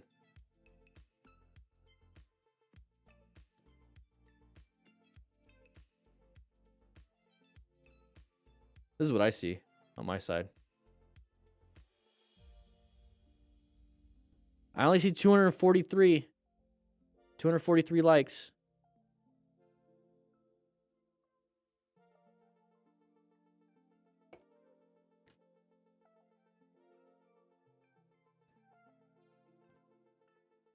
Going to a tattoo fair. Interesting. I want to get a sleeve. I want to get a sleeve on my left arm. Yeah, just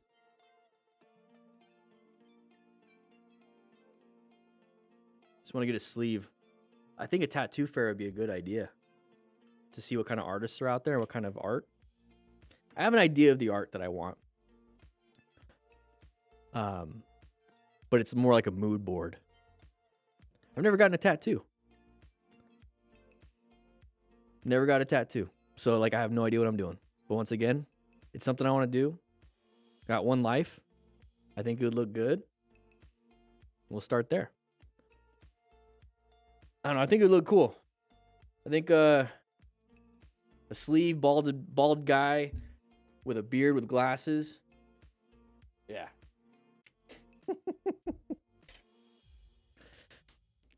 They'll think I'm dangerous, and all of a sudden they start talking to me, and I giggle. It's like, there it is.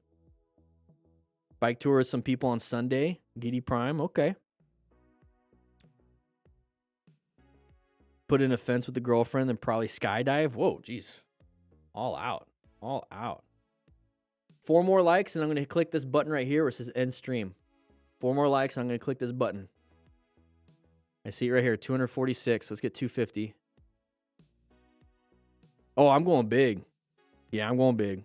Yeah, I'm going to research. I have an artist that I wanted to from back in the day, but he's just kept getting better, and he's way more expensive now, and I think he doesn't. Maybe I'll send an email, right? His name is June Cha. All right, 2 more likes. This is the artist that I wanted back in the day. I like his website. It's changed a little bit. Oh, there it is.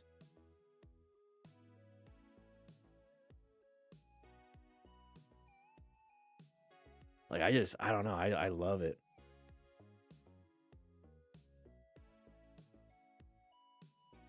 Like this one.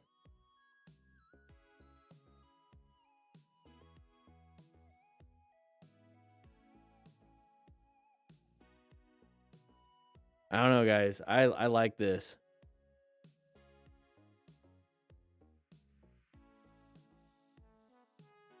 I mean, obviously, these are all black and white, the photos themselves. But he adds color to it. He does gold. He adds a lot of gold. And he's got into actual marble work. He was doing marble tattoos, like to represent marble work. But he actually got into marble work. This is him actually. He sculpted this. Yeah, so look at that thing. Yeah, man, that's so badass.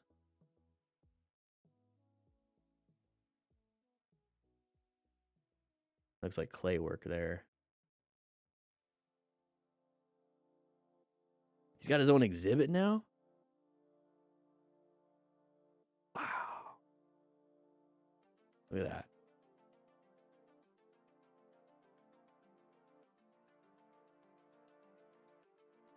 You know, let's go to his Instagram.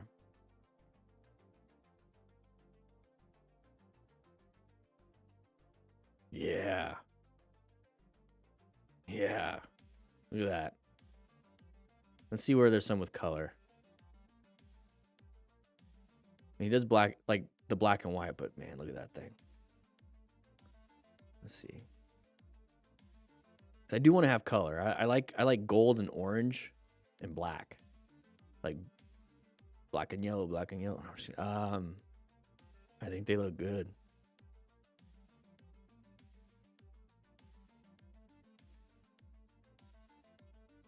Very geometry. I'm using the geometry nodes.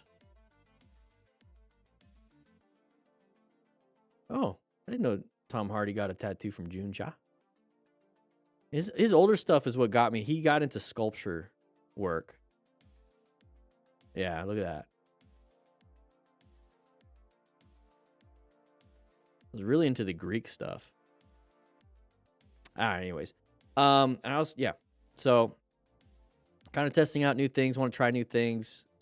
Super excited. I do want to get a sleeve. I think that'd be fun. 250 likes. So, guys, I got to get going.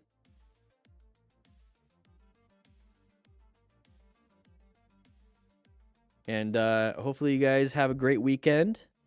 I'll be seeing you guys later. I'm going to click this little end stream button. So